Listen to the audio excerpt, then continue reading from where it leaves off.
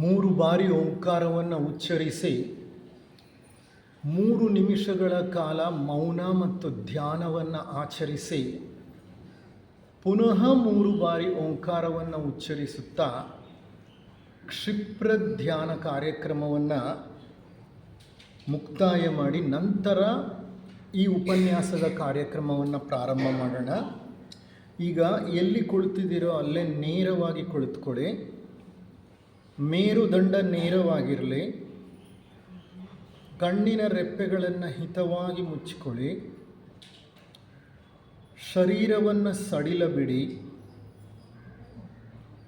ಯಾವುದೇ ಸ್ನಾಯುಗಳನ್ನು ಅವಯವಗಳನ್ನು ಹಿಡಿದಿಟ್ಟುಕೊಳ್ಳಬೇಡಿ. 3 ಬಾರಿ ಓಂಕಾರ.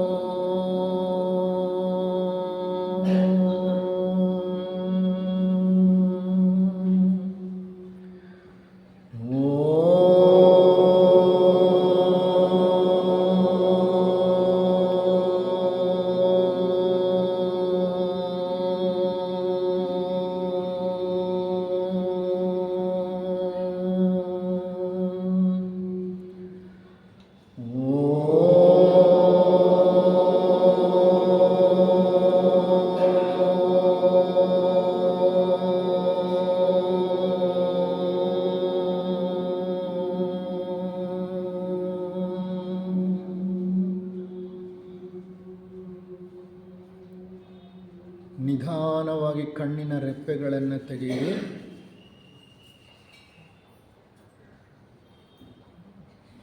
ವಂದನೆಗಳು.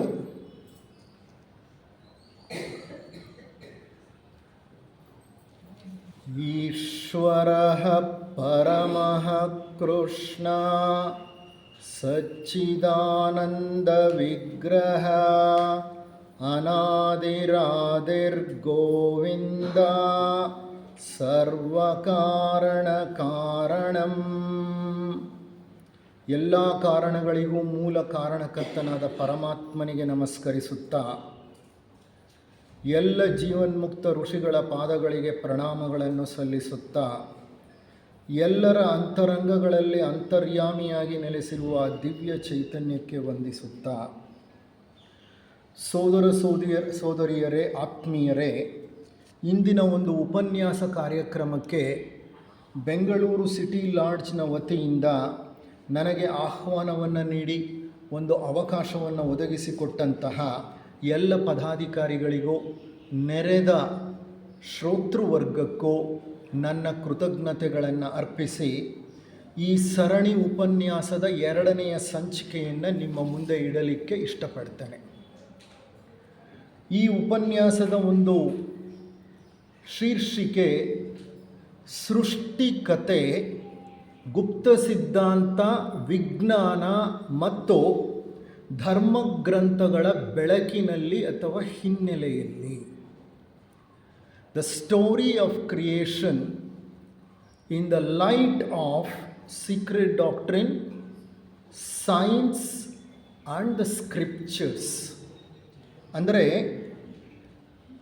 ಈ ಉಪನ್ಯಾಸಗಳ ಸರಣಿಯಲ್ಲಿ ನಾನು ನಿಮ್ಮೊಡನೆ ಹಂಚಿಕೊಳ್ಳುವ ವಿಚಾರಗಳನ್ನು ಹಲವಾರು ಆಯಾಮಗಳಿಂದ ಆರಿಸಿ ತೆಗೆದುಕೊಂಡಿದ್ದೇನೆ. ನನ್ನ ಕೆಲಸ ವಿಷಯ ವಿಚಾರಗಳನ್ನು ಹಲವಾರು ಗ್ರಂಥಗಳಿಂದ ಸಂಗ್ರಹಿಸಿ ಶೇಖರಿಸಿ ಅದನ್ನು ಒಂದು ಉಪನ್ಯಾಸದ ರೂಪದಲ್ಲಿ ನಿಮಗೆ ನೀಡೋದು. Nothing belongs to me. I am a weaver. Weaver ಅಂದರೆ ಯಾರೋ? ನೇಕಾರ. ನೂಲು ನೇಕಾರನದಲ್ಲ. ನೇಕಾರ ಆ ವಿವಿಧ ನೂಲುಗಳನ್ನು ಏನು ಮಾಡ್ತಾನೆ?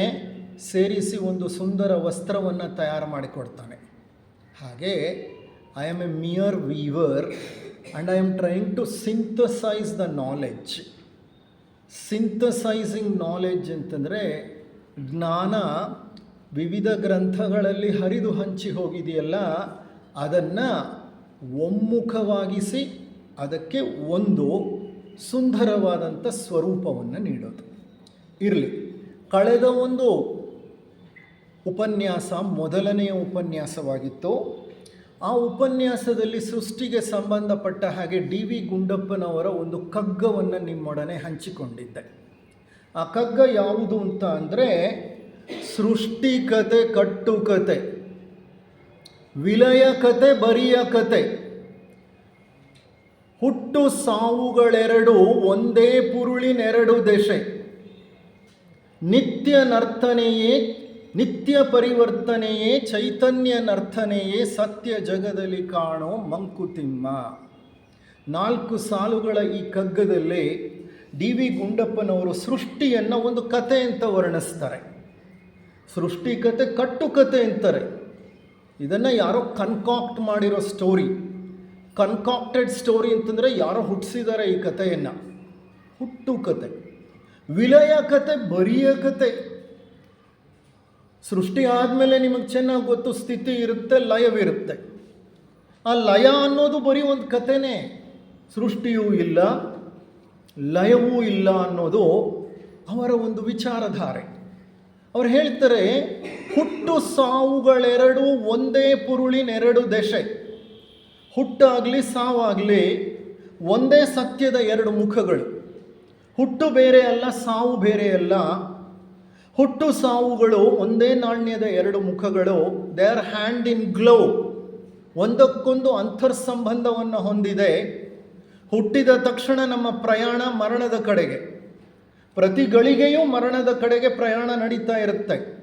ಮರಣದ ನಂತರ ಮತ್ತೆ ಇನ್ನೊಂದು ಹುಟ್ಟಿಗೋಸ್ಕರ ನಾವು ಪ್ರಯಾಣವನ್ನು ಮಾಡ್ತಾ ಇರ್ತೇವೆ ಸೂಕ್ಷ್ಮ ಲೋಕಗಳಲ್ಲಿ. ಈ ಪ್ರಯಾಣ ಮುಗಿಯೋದೇ ಇಲ್ಲ. ಹಾಗಾಗಿ ಹುಟ್ಟು ಸಾವುಗಳೆರಡು ಒಂದೇ ನಾಣ್ಯದ ಎರಡು ಮುಖಗಳು ಅಂತ ಅವರ ವಿಚಾರಧಾರೆ. ಅಲ್ಲದೆ ಅವರು ಹೇಳ್ತಾರೆ, ನಿತ್ಯ ಪರಿವರ್ತನೆಯೇ ಚೈತನ್ಯನರ್ಥನೆಯೇ ಸತ್ಯ ಜಗದಲ್ಲಿ ಕಾಣೋ ಮಂಕುತಿಮ್ಮ. ಪ್ರತಿನಿತ್ಯ ಪರಿವರ್ತನೆ ಹೊಂದುತ್ತಾ ಇರುತ್ತೆ ಈ ವಿಶ್ವ. ಇಲ್ಲಿ ಹುಟ್ಟು ಇಲ್ಲ, ಅಳಿವು ಇಲ್ಲ. ಯಾಕೆ ಅಂದರೆ ಪ್ರತಿನಿತ್ಯ ಪ್ರತಿಯೊಂದು ಪರಿವರ್ತನೆಯನ್ನು ಹೊಂದ್ತಾ ಇರುತ್ತೆ. There is eternal transformation in everything that is existent in this universe. ಈ ವಿಶ್ವದ ಸಮಸ್ತ ಆಯಾಮಗಳು ಪರಿವರ್ತನೆಯಲ್ಲಿ ತೊಡಗಿಕೊಂಡಿವೆ. ಪ್ರತಿನಿತ್ಯ ಪ್ರತಿ ಕ್ಷಣ ಪರಿವರ್ತನೆ ಹೊಂದುತ್ತಾ ಇರೋ ಈ ಜಗದಲ್ಲಿ ಹಾಗಾದರೆ ಸತ್ಯ ಏನಾದರೂ ಇದೆಯಾ ಅಂತ ಅಂದರೆ ಚೈತನ್ಯ ನರ್ತನೆಯೇ. ನಿತ್ಯ ಪರಿವರ್ತನೆ ಒಂದು ಸತ್ಯವಾದರೆ ಕ್ಷಣ ಕ್ಷಣಕ್ಕೂ ನಮ್ಮ ಶರೀರವಾಗಲಿ ಈ ವಿಶ್ವವಾಗಲಿ ಸವೆದು ಹೋಗ್ತಾ ಇರೋದಾದರೆ ಅದು ಒಂದು ಸತ್ಯವಾದರೆ, ಮತ್ತೊಂದು ಸತ್ಯ ಏನು ಅಂತಂದರೆ ಚೈತನ್ಯ ನರ್ತನೆಯೇ. ಎಲ್ಲೆಲ್ಲಿ ನೋಡಿದರೂ ಚೈತನ್ಯವು ನರ್ತನೆಯನ್ನು ಮಾಡ್ತಾ ಇದೆಯಂತೆ. ಚೈತನ್ಯ ಅಂದರೆ ಕಾನ್ಷಿಯಸ್ನೆಸ್. ಪ್ರಜ್ಞೆಯು ಒಂದು ಅನಂತ ನರ್ತನದಲ್ಲಿ ತೊಡಗಿದೆ. ನಾವೆಲ್ಲ ಪ್ರಜ್ಞಾರೂಪಗಳೇ. ಈ ಜಗತ್ತಿನಲ್ಲಿ ಅಣು ರೇಣು ತೃಣ ಕಾಷ್ಟಾದಿಗಳಲ್ಲಿ ಪ್ರಜ್ಞೆ ಇದೆ. ಇದೊಂದು ಚಲನಾತ್ಮಕ ವಿಶ್ವ. ಸಣ್ಣ ಸಣ್ಣ ಪರಮಾಣುಗಳು ಸಹ ಚಲಿಸುತ್ತಿವೆ. ಪ್ರತಿಯೊಂದು ಜೀವಿಯೂ ಚಲಿಸುತ್ತಿದೆ. ನಾನು ಸುಮ್ಮನೆ ಇದೀನಿ ಅಂತ ಅಂದ್ಕೊಂಡ್ರೂ ನನ್ನಲ್ಲಿ ಚಲನೆ ಇದೆ. ಎಂಥ ಚಲನೆ? ಪ್ರತಿ ಅಣುವು ಕಂಪಿಸುತ್ತೆ, ಪ್ರತಿ ಪರಮಾಣುವು ಕಂಪಿಸುತ್ತೆ. Every atom, every nucleus, every proton, every neutron, every electron keeps vibrating and pulsating. ಯಾಕೆ ಕಂಪಿಸುತ್ತಿದೆ? ಅಂತಂದರೆ ಅಲ್ಲಿ ಚೈತನ್ಯವಿದೆ. ಚೈತನ್ಯದ ಲಕ್ಷಣವೇ ಚಲನೆ ಇಲ್ಲದ ಜಡ ವಸ್ತು ಇಲ್ಲಿ ಯಾವುದೂ ಇಲ್ಲ. Everything is a consciousness. ಅಲ್ಲೆಲ್ಲೋ ಮೂಲೆಯಲ್ಲಿ ಬಿದ್ದಿರುವಂಥ ಕಲ್ಲು ಸಹ ಚೈತನ್ಯವನ್ನು ಹೊಂದಿದೆ. ಅಲ್ಲಿ ಯಾರೋ ರಾಶಿ ಹಾಕಿಟ್ಟಿದ್ದಾರಲ್ಲ ಮರಳು, ಅದು ಸಹ ಚೈತನ್ಯವನ್ನು ಹೊಂದಿದೆ. ನೀವು ಹಾಕ್ಕೊಂಡಿರೋ ಬಟ್ಟೆ ಇದೆಯಲ್ಲ, ಅದು ಸಹ ಚೈತನ್ಯವನ್ನು ಹೊಂದಿದೆ. ನೀವು ತಿನ್ನೋ ಇದೆಯಲ್ಲ, ಅದರಲ್ಲೂ ಚೈತನ್ಯವಿದೆ. ಕಾರಣ ಅಖಿಲಾಂಡ ಕೋಟಿ ಬ್ರಹ್ಮಾಂಡ ಪರಮಾಣುಗಳಿಂದ ಮಾಡಲ್ಪಟ್ಟಿದೆ. ಪ್ರತಿ ಪರಮಾಣುವು ಸದಾ ಕಂಪಿಸುತ್ತಿರೋದ್ರಿಂದ ಅದು ಚಲನೆಯಲ್ಲಿದೆ. ಆ ಚಲನೆಗೆ ಮೂಲ ಕಾರಣ ಅಣು ರೇಣು ತೃಣ ಕಾಷ್ಟಾದಿಗಳಲ್ಲಿರುವ ಆ ಪರಮಾತ್ಮನ ಒಂದು ಶಕ್ತಿ. ಅದನ್ನೇ ನಾವು ಚೈತನ್ಯ ಅಂತ ಕರಿತೀವಿ. ಹಾಗಾದರೆ ಈ ಜಗತ್ತಿನಲ್ಲಿ ಜಡವಸ್ತು ಯಾವುದೂ ಇಲ್ಲ, ಎಲ್ಲವೂ ಚೈತನ್ಯವೇ. ಇದನ್ನು ಸೀಕ್ರೆಟ್ ಡಾಕ್ಟ್ರಿನ್ ಅಥವಾ ಗುಪ್ತ ಸಿದ್ಧಾಂತದಲ್ಲಿ ಮೇಡಮ್ ಬ್ಲವಾಟ್ಸ್ಕಿ ಅವರು ಬಹಳ ಸುಂದರವಾಗಿ ಹೇಳ್ತಾರೆ. There is nothing inanimate in this universe, everything is animate ಅಂತಾರೆ. ಅದರ ಅರ್ಥ, ಈ ವಿಶ್ವದಲ್ಲಿ ಯಾವುದು ಜಡ ಪದಾರ್ಥವಿಲ್ಲ. ನೀವು ತಿಳಿದಂತೆ ಯಾವ್ಯಾವುದು ಜಡ ಪದಾರ್ಥ ಅಂತ ಅಂದ್ಕೊಂಡಿದ್ದೀರೋ ಆ ಜಡದಲ್ಲೂ ಚೈತನ್ಯವಿದೆ. ಆದರೆ ಚೈತನ್ಯ ಹೆಚ್ಚಾಗಿ ವ್ಯಕ್ತವಾಗ್ತಾ ಇಲ್ಲ. ಅಲ್ಲಿ ನಮ್ಮಂತಹ ಸಜೀವಿಗಳಲ್ಲಿ ಚೈತನ್ಯ ವ್ಯಕ್ತವಾಗ್ತಾ ಇರುತ್ತೆ. ಪ್ರಾಣಿಗಳಲ್ಲಿ, ಸಸ್ಯಗಳಲ್ಲಿ, ಮನುಷ್ಯರಲ್ಲಿ, ಸೂಕ್ಷ್ಮ ಜೀವಿಗಳಲ್ಲಿ ಚೈತನ್ಯ ಹೆಚ್ಚಾಗಿ ವ್ಯಕ್ತವಾಗ್ತಾ ಇರುತ್ತೆ. ಆದರೆ ಆ ಚೇರ್ನಲ್ಲಿ, ಈ ಟೇಬಲ್ನಲ್ಲಿ, ನಾನು ಹಾಕ್ಕೊಂಡಿರೋ ಬಟ್ಟೆಯಲ್ಲಿ, ಈ ಮರದ ತುಂಡಿನಲ್ಲಿ ಚೈತನ್ಯವಿದ್ರೂ ಅದು ಇಲ್ಲದೆ ಇರೋ ರೀತಿ ಇರುತ್ತೆ. ಕಾರಣ ಅಲ್ಲಿ ಅಭಿವ್ಯಕ್ತಿ ಕಡಿಮೆ ಇರುತ್ತೆ ಚೈತನ್ಯದ್ದು. ಆದರೆ ಚೈತನ್ಯವಂತೂ ಖಂಡಿತ ಇದೆ. ಅದಕ್ಕೆ ಡಿ ವಿ ಗುಂಡಪ್ಪನವ್ರು ಏನು ಹೇಳ್ತಿದ್ದಾರೆ? ನಿತ್ಯ ಪರಿವರ್ತನೆಯೇ ಚೈತನ್ಯ ನರ್ತನೆಯೇ. Everywhere there is dance of consciousness. Consciousness is nothing but the Shiva. Shiva ಸದಾ ನೃತ್ಯ ಮಾಡ್ತಾ ಇರ್ತಾನೆ ಈ ಪ್ರಕೃತಿಯ ಮಧ್ಯೆ. ಆತ್ಮ ಚೈತನ್ಯ ಪ್ರಕೃತಿಯನ್ನು ಸದಾ ಸಚೇತನವಾಗಿ ಇಟ್ಟಿರುತ್ತೆ. ಅಂದರೆ ನಿತ್ಯ ಪರಿವರ್ತನೆಯೇ ಚೈತನ್ಯ ನರ್ತನೆಯೇ ಸತ್ಯ ಜಗದಲ್ಲಿ ಕಾಣೋ ಮಂಕುತಿಮ್ಮ. ಸತ್ಯ ಇರೋದಾದರೆ ಇವೆರಡೇನಪ್ಪ, ಯಾವುದೋ eternal transformation number 1, number 2 the dance of consciousness or dance of Shiva. These are the only two things which are truth, ultimate truths. ಹಾಗಾದರೆ ನನ್ನಲ್ಲಿ ಶಿವ ನರ್ತಿಸುತ್ತಿದ್ದಾನ? ಖಂಡಿತ, ಒಂದೊಂದು ಅಣುವಿನಲ್ಲೂ ಆತ ಕಂಪಿಸುತ್ತಿದ್ದಾನೆ. ನಿಮ್ಮಲ್ಲಿ ಖಂಡಿತ ನಿಮ್ಮ ಒಂದೊಂದು ಪರಮಾಣುವಿನಲ್ಲೂ ಆತ ವೈಬ್ರೇಟ್ ಆಗ್ತಿದ್ದಾನೆ. That pulsating energy is nothing but the energy of consciousness. It's a symbolic representation of Lord Shiva. ಪ್ರತಿನಿತ್ಯ ಪರಿವರ್ತನೆ ಹೊಂದುವಂತಹ ಜಗತ್ತು ಇದು ಅಂತಂದರೆ the universe is in a flux. ವಿಜ್ಞಾನದಲ್ಲಿ ಇದನ್ನು ಬಹಳ ಸುಂದರವಾಗಿ ವಿವರಿಸ್ತಾರೆ. The universe is in a flux. Flux ಅಂದರೆ ಏನು ಗೊತ್ತಾ? ಫ್ಲೋ ಅಂತ. The universe is in a flow ಅಂದರೆ ಈ ಅಖಿಲಾಂಡ ಕೋಟಿ ಬ್ರಹ್ಮಾಂಡ ಸುಮ್ಮನೆ ಹರಿತಿದೆ. It is in constant transformation. ನಿನ್ನೆ ಇದ್ದ ಹಾಗೆ ನನ್ನ ಶರೀರ ಇವತ್ತಿಲ್ಲ, ಇವತ್ತಿದ್ದ ಹಾಗೆ ನಾಳೆ ಇರೋದಿಲ್ಲ. ನಿನ್ನೆ ಇವತ್ತಿನ ವಿಚಾರ ಬಿಡಿ. ನಾನೀಗ ಉಪನ್ಯಾಸ ಪ್ರಾರಂಭ ಮಾಡಿದಾಗ ನನ್ನ ಶರೀರ ಹೇಗಿತ್ತೋ ಈಗ ಹಾಗಿಲ್ಲ. ಎಷ್ಟೋ ಜೀವಕೋಶಗಳು ಹುಟ್ಟಿತೋ, ಎಷ್ಟೋ ಜೀವಕೋಶಗಳು ಶರೀರದಲ್ಲೇ ಈ ಕ್ಷಣ ಕಾಲದಲ್ಲಿ, ಸೆಕೆಂಡುಗಳ ಕಾಲದಲ್ಲಿ, ನಿಮಿಷಗಳ ಕಾಲದಲ್ಲಿ ಸತ್ತು ಹೋಯಿತು. ಹುಟ್ಟುತ್ತವೆ, ಬೆಳೆಯುತ್ತವೆ, ಸಾಯುತ್ತವೆ. ಹಾಗಿರುವಾಗ ಈ ಜಗತ್ತಿನಲ್ಲಿ ಶಾಶ್ವತವಾದದ್ದು ಯಾವುದಿದೆ? ಯಾವುದೂ ಇಲ್ಲ. ಅದನ್ನೇ ಗೌತಮ ಬುದ್ಧರು ವಿಶ್ವವನ್ನು ಅನರ್ಥ ಅಂತ ಕರೆದರು. ಅನರ್ಥ ಅಂತ ಪಾಳಿ ಭಾಷೆಯಲ್ಲಿ ಹೇಳಿದರೆ ಅನಿಶ್ಚಿತ. The whole universe is uncertain because it keeps eternally changing ಅಂತ.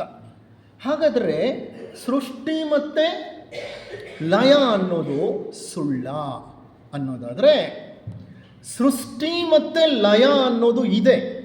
ಆದರೆ ಅದು ಯಾವ ಸ್ವರೂಪದಲ್ಲಿದೆ ಅಂದರೆ ರೂಪಾಂತರಗಳ ಸ್ವರೂಪದಲ್ಲಿದೆ. ನಮ್ಮ ರೂಪ, ನಮ್ಮ ಸ್ವರೂಪ, ಈ ವಿಶ್ವದ ರೂಪ, ವಿಶ್ವದ ಸ್ವರೂಪ ಅನಂತ ಕಾಲ ಬದಲಾಗ್ತಾ ಇರುತ್ತೆ. ರೂಪಗಳು ಹುಟ್ಟುತ್ತವೆ, ರೂಪಗಳು ಬೆಳೆಯುತ್ತವೆ, ರೂಪಗಳು ನಾಶ ಹೊಂದುತ್ತವೆ. ಆದರೆ ನಮ್ಮಲ್ಲೊಂದು ಶಾಶ್ವತ ತತ್ವ ಅಂತ ಇದೆಯಲ್ಲ, ಆತ್ಮತತ್ವ, ಅದಕ್ಕೆ ಹುಟ್ಟಿಲ್ಲ, ಸಾವಿಲ್ಲ. ಅದು ಒಂದು ಶಾಶ್ವತವಾದ ತತ್ವ. ಅದನ್ನೇ ಭಗವದ್ಗೀತೆಯಲ್ಲಿ ಶ್ರೀಕೃಷ್ಣ ಅಜೋನಿತ್ಯ ಶಾಶ್ವತೋ ಎಂ ಪುರಾಣೋ ನ ಹನ್ಯತೆ ಹನ್ಯಮಾನೇ ಶರೀರೇ ಅಂತ ಹೇಳ್ತಾನೆ. ಹನ್ಯಮಾನೇ ಶರೀರೇ ಅಂದರೆ ಶರೀರ ಮಾತ್ರ ನಾಶ ಹೊಂದತ್ತಪ್ಪ ಅರ್ಜುನ. ಆದರೆ ಅಜೋ ಅಂದರೆ ಆತ್ಮ, ಅದಕ್ಕೆ ಎಂದಿಗೂ ಸಾವಿಲ್ಲ, ಮರಣವಿಲ್ಲ. ಅದು ನಿರಂತರವಾಗಿ ಬದಲಾಗ್ತಾ ಹೋಗುತ್ತೆ. ಅಂದರೆ ಒಂದು ದೇಹದಿಂದ ಇನ್ನೊಂದು ದೇಹಕ್ಕೆ, ಮತ್ತೊಂದು ದೇಹಕ್ಕೆ, ಮಗದೊಂದು ದೇಹಕ್ಕೆ ಪ್ರಯಾಣ ಮಾಡ್ತಾ ಇರುತ್ತೆ. ಅದಕ್ಕೆ ಎಂದಿಗೂ ಸಾವಿಲ್ಲ. ಅದೊಂದು ಅವಿನಾಶಿ ಅಂತ ಶ್ರೀಕೃಷ್ಣ ಅರ್ಜುನನಿಗೆ ವಿವರಿಸಿ ಹೇಳ್ತಾನೆ. ಇರಲಿ, ಹಾಗಾದರೆ ಸೃಷ್ಟಿ ಅನ್ನೋದು ಕತೆ ಅಲ್ವಾ? ಖಂಡಿತ. ರೂಪಾಂತರಗಳ ಈ ಜಗತ್ತಿನಲ್ಲಿ ಸೃಷ್ಟಿ ಸ್ಥಿತಿ ಲಯ ಅಂತ ನಾವು ಇದೆ ಅನ್ನೋದು ಅರ್ಥ ಮಾಡ್ಕೊಳ್ಳೋದಾದರೆ ಅದು ಬರೀ ರೂಪಗಳಿಗೆ ಮಾತ್ರ ಇದೆ, ಆದರೆ ಶಾಶ್ವತ ತತ್ವಕ್ಕೆ ಇಲ್ಲ. ಅಂದರೆ ಒಂದು ಹಂತದಲ್ಲಿ ಸೃಷ್ಟಿ ಸ್ಥಿತಿ ಲಯಕ್ಕೆ ಸತ್ಯವಿದೆ, ಇನ್ನೊಂದು ಹಂತದಲ್ಲಿ ಇಲ್ಲ. ರೂಪಾಂತರಗಳನ್ನು ಗಮನಿಸಿದ್ದೇ ಆದರೆ ಇಲ್ಲಿ ಸೃಷ್ಟಿಯೂ ಇದೆ, ಸ್ಥಿತಿಯೂ ಇದೆ, ಲಯವೂ ಇದೆ. ಆದರೆ ಆತ್ಮತತ್ವದಲ್ಲಿ ಆಲೋಚನೆ ಮಾಡಿದ್ರೆ ಅಲ್ಲಿ ಸೃಷ್ಟಿಯೂ ಇಲ್ಲ, ಸ್ಥಿತಿಯೂ ಇಲ್ಲ, ಲಯವೂ ಇಲ್ಲ. There are two different ways of understanding this. ವಿಜ್ಞಾನದ ಪ್ರಕಾರ ವಿಜ್ಞಾನ ಬಹಳ ಸುಂದರವಾಗಿ ಸೃಷ್ಟಿಯನ್ನು ವಿವರಿಸುತ್ತೆ. ಕಳೆದ 1-2 ಶತಮಾನಗಳಲ್ಲಿ ಸೃಷ್ಟಿಗೆ ಸಂಬಂಧಪಟ್ಟ ಹಾಗೆ ಸಾಕಷ್ಟು ಪರಿಶೋಧನೆಗಳನ್ನು ವಿಜ್ಞಾನಿಗಳು ಮಾಡಿದ್ದಾರೆ. ತಮ್ಮ ಪರಿಶೋಧನೆಗಳ ಮೂಲಕ ಅವರು ಕಂಡುಕೊಂಡಿರುವಂತಹ ವಿಷಯ ವಿಚಾರಗಳನ್ನು ಹಲವಾರು ಸಿದ್ಧಾಂತಗಳಾಗಿ ನಮಗೆ ನೀಡುತ್ತಾರೆ. There is a theory called big bang theory, big bang ಸಿದ್ಧಾಂತ ಅಂತ. ಈ ಸಿದ್ಧಾಂತದ ಮೂಲಕ ಸೃಷ್ಟಿಯನ್ನು ವಿವರಿಸುತ್ತೆ ವಿಜ್ಞಾನ. ಮತ್ತೊಂದು ಥಿಯರಿ ಇದೆ, study state theory. Study state theory ಅಂತಂದರೆ ಅಲ್ಲಿ ಬಿಗ್ ಬ್ಯಾಂಗೇ ಇಲ್ಲ, ವಿಶ್ವ ಮೊದಲಿಂದಲೂ ಹೀಗೆ ಇದೆ. ಸ್ಟಡಿ ಸ್ಟೇಟ್, ಹೀಗೇ ಇದೆ ವಿಶ್ವ. ಈ ಬಿಗ್ ಬ್ಯಾಂಗ್ ಥಿಯರಿಯನ್ನು ವಿಶ್ವ ಯಾವುದೋ ಒಂದು ಕ್ಷಣದಲ್ಲಿ ವಿಸ್ಫೋಟದಿಂದ ಹುಟ್ಟಿತು, ಅದೇ ಬಿಗ್ ಬ್ಯಾಂಗ್ ಥಿಯರಿ. ಆ ವಿಸ್ಫೋಟವನ್ನು, ಆ ಬಿಗ್ ಬ್ಯಾಂಗನ್ನು ವಿಜ್ಞಾನ ಬಹಳ ಬಹಳ ಸಮರ್ಪಕವಾಗಿ, ಬಹಳ ಸುಂದರವಾಗಿ ವೈಜ್ಞಾನಿಕ ಸಮೀಕರಣಗಳ ಮೂಲಕ, ವೈಜ್ಞಾನಿಕ ಸೂತ್ರಗಳ ಮೂಲಕ ವಿವರಿಸಿ ಹೇಳುತ್ತೆ. ಅದಕ್ಕೆ ಬೇಕಾದ ಸಾಕಷ್ಟು ಸಂಶೋಧನೆಗಳು ನಡೆದಿದೆ. ಇದು ವೈಜ್ಞಾನಿಕವಾಗಿ ಬಿಗ್ ಬ್ಯಾಂಗ್ಗೆ ಸಪೋರ್ಟ್ ಕೊಡೋದಾದರೆ, ಸ್ಟಡಿ ಸ್ಟೇಟ್ ಥಿಯರಿ ಅಂತ ಹೇಳುತ್ತಲ್ಲ, ಎಂದಿಗೂ ವಿಶ್ವ ಹೀಗೆ ಇದೆ, ಹೀಗೆ ಇರುತ್ತೆ. ಇದನ್ನು ಫ್ರೆಡ್ ಹಾಯ್ಲ್ ಅನ್ನುವಂತಹ ಒಬ್ಬ ಖಗೋಳ ಭೌತಶಾಸ್ತ್ರಜ್ಞ ಈ ಸಿದ್ಧಾಂತವನ್ನು ಪ್ರತಿಪಾದಿಸಿದ. ಆತನ ಪ್ರಕಾರ ಈ ಬಯಲು, ಈ ವಿಶ್ವ ಹೀಗೇ ಇದೆ, ಇಲ್ಲಿ ಕೋಟ್ಯಾಂತರ ನಕ್ಷತ್ರಗಳು ಹುಟ್ಟುತ್ತವೆ, ಸಾಯುತ್ತವೆ, ಮತ್ತೆ ಹುಟ್ಟುತ್ತವೆ, ಮತ್ತೆ ಬೆಳೆಯುತ್ತವೆ, ಮತ್ತೆ ಸಾಯುತ್ತವೆ. That is called steady state theory. ಹಲವಾರು ವಿಜ್ಞಾನಿಗಳು ಫ್ರೆಡ್ ಹಾಯ್ಲ್ನ ಸ್ಟಡಿ ಸ್ಟೇಟ್ ಥಿಯರಿಯನ್ನು ಅದು ಸಮರ್ಪಕವಾದ ಸಿದ್ಧಾಂತ ಅಂತ ಹೇಳಿದರು. ಆದರೆ ಇತ್ತೀಚಿನ ಹಲವಾರು ವೈಜ್ಞಾನಿಕ ಸಂಶೋಧನೆಗಳು ತೋರಿಸ್ತಿವೆ, steady state theory is probably a pseudo theory. Pseudo theory ಅಂದರೆ ಅದೊಂದು ಮಿಥ್ಯ ಸಿದ್ಧಾಂತ. ಹಾಗಾದರೆ ಸತ್ಯ ಸಿದ್ಧಾಂತ ಯಾವುದು? It is the big bang theory. ಖಂಡಿತವಾಗಿಯೂ ಈ ಜಗತ್ತಿನಲ್ಲಿ ಬಹಳ ಹಿಂದೆ, ಕೋಟಿ ಕೋಟಿ ಕೋಟಿ ವರ್ಷಗಳ ಹಿಂದೆ ಏನೂ ಇರಲಿಲ್ಲ. ಆಗ ಒಂದು ವಿಸ್ಫೋಟ ಸಂಭವಿಸಿತು, ಒಂದು ಮಹಾವಿಸ್ಫೋಟ ಸಂಭವಿಸಿತು. ಆ ಮಹಾವಿಸ್ಫೋಟದ ಜೊತೆಗೆ ಜಗತ್ತಿನಲ್ಲಿ ಸೃಷ್ಟಿ ಪ್ರಾರಂಭವಾಯಿತು. ಅದಕ್ಕೆ ಬೇಕಾದಂತಹ ನಿದರ್ಶನಗಳು ನಮ್ಮ ಖಗೋಳಶಾಸ್ತ್ರದ ವಿಜ್ಞಾನದಲ್ಲಿ ರೇಡಿಯೋ ಟೆಲಿಸ್ಕೋಪ್ಗಳನ್ನು ಯೂಸ್ ಮಾಡಿ ಹೆಚ್ಚು ಕಡಿಮೆ 4130 ಕೋಟಿ ವರ್ಷಗಳ ಹಿಂದೆ ಬಿಗ್ ಬ್ಯಾಂಗ್ ಆಯ್ತಲ್ಲ, ಅಂದರೆ ಆ ಒಂದು ಮಹಾವಿಸ್ಫೋಟ ಜರುಗುತ್ತಲ್ಲ, ಆ ಮಹಾವಿಸ್ಫೋಟದ ಸಂದರ್ಭದಲ್ಲಿ ಉತ್ಪತ್ತಿಯಾದ ರೇಡಿಯೇಷನ್ಗಳನ್ನು ಕಂಡುಹಿಡಿದಿದ್ದಾರೆ. They are called as cosmic background microwave radiation. Cosmic background microwave radiation. ಇದನ್ನು 1970ರ ದಶಕದಲ್ಲಿ ಇದರ ಬಗ್ಗೆ ಕೆಲವು ಸಂಶೋಧನೆಗಳು ನಡೀತು. ಆ cosmic background radiations are nothing but Omkara ಅಂತ ಹೇಳ್ತಾರೆ. ಅಂದರೆ ಓಂಕಾರದ ಸೃಷ್ಟಿ ನಮ್ಮ ಜಗತ್ತಿನ ಸೃಷ್ಟಿಯ ಜೊತೆಗೆ ಪ್ರಾರಂಭವಾಯಿತು. ಎಂದು ಅಖಿಲಾಂಡ ಕೋಟಿ ಬ್ರಹ್ಮಾಂಡದ ಒಂದು ಸೃಷ್ಟಿ ವಿಸ್ಫೋಟದಿಂದ ಪ್ರಾರಂಭವಾಯಿತೋ, ಆ ವಿಸ್ಫೋಟದ ರೇಡಿಯೇಷನ್ಗಳು, ಆ ಶಕ್ತಿಯ ಅಲೆಗಳು ಏನಿತ್ತು, ಅದೇ ಓಂಕಾರ ಅಂತ ಹೇಳ್ತಾರೆ ಕೆಲವು ಗ್ರಂಥಗಳಲ್ಲಿ. ನಮ್ಮ ಒಂದು ಸುಂದರವಾದ ಸಂಸ್ಥೆ ಇದೆ, ನಮ್ಮ ಭಾರತೀಯ ವಿದ್ಯಾಸಂಸ್ಥೆ ಅಂತ. ಆ ಭಾರತೀಯ ವಿದ್ಯಾಸಂಸ್ಥೆ ಈ ಸೃಷ್ಟಿಗೆ ಸಂಬಂಧಪಟ್ಟ ಹಾಗೆ creation and Bhagavad Gita and science ಅಂತ ಒಂದು ಪುಸ್ತಕವನ್ನು ಬಿಡುಗಡೆ ಮಾಡಿದೆ. ಆ ಪುಸ್ತಕ ಸುಮಾರು ಒಂದು 23 ವರ್ಷಗಳ ಹಿಂದೆ ನನ್ನೊಬ್ಬ ವಿದ್ಯಾರ್ಥಿ ನನಗೆ ಕಾಣಿಕೆಯಾಗಿ ಕೊಟ್ಟ. ಆತ ಪಾಸಾಗಿ ಹೋಗುವಾಗ, MDS ಮುಗಿಸ್ಕೊಂಡು ಹೋಗುವಾಗ ಆ ಗ್ರಂಥ ನನ್ನ ಕಣ್ ತೆರೆಸ್ತು. ಆಗಲೇ ನನಗೆ ಸೃಷ್ಟಿಯ ಬಗ್ಗೆ ಅಷ್ಟು ಆಳವಾದಂತಹ ಒಂದು ಆಸಕ್ತಿ ಹುಟ್ಟಿದ್ದು. ಇರಲಿ, ಆ ಗ್ರಂಥ ನಿಮಗೇನಾದರೂ ಸಿಕ್ಕಿದರೆ ಅದರಲ್ಲಿ ಸಾಕಷ್ಟು ವಿಚಾರಗಳು ನಿಮಗೆ ಸಿಕ್ಕತ್ತೆ, ಸೃಷ್ಟಿಗೆ ಸಂಬಂಧಪಟ್ಟ ಹಾಗೆ, ವಿಜ್ಞಾನಕ್ಕೆ ಸಂಬಂಧಪಟ್ಟ ಹಾಗೆ. ಇರಲಿ, ವಿಜ್ಞಾನದ ಪ್ರಕಾರ ಸೃಷ್ಟಿಗೆ ಮೊದಲು ಸಮಸ್ವವೂ ಏಕತ್ವದಲ್ಲಿ ಅಡಗಿತ್ತು. ಏನಿತ್ತೋ ಏನಿಲ್ಲವೋ ಅದು ಗೊತ್ತಿಲ್ಲ. ಅದು ಏನಿತ್ತೋ ಅದು ಸಮಸ್ತವು ಒಂದೇ ಒಂದು ಕೇಂದ್ರದಲ್ಲಿ ಅಡಗಿತ್ತು. ಆ ಕೇಂದ್ರವನ್ನು ಮಹಾಬಿಂದು ಅಂತ ಕರೆದರು ಶೈವ ಸಂಪ್ರದಾಯಸ್ಥರು.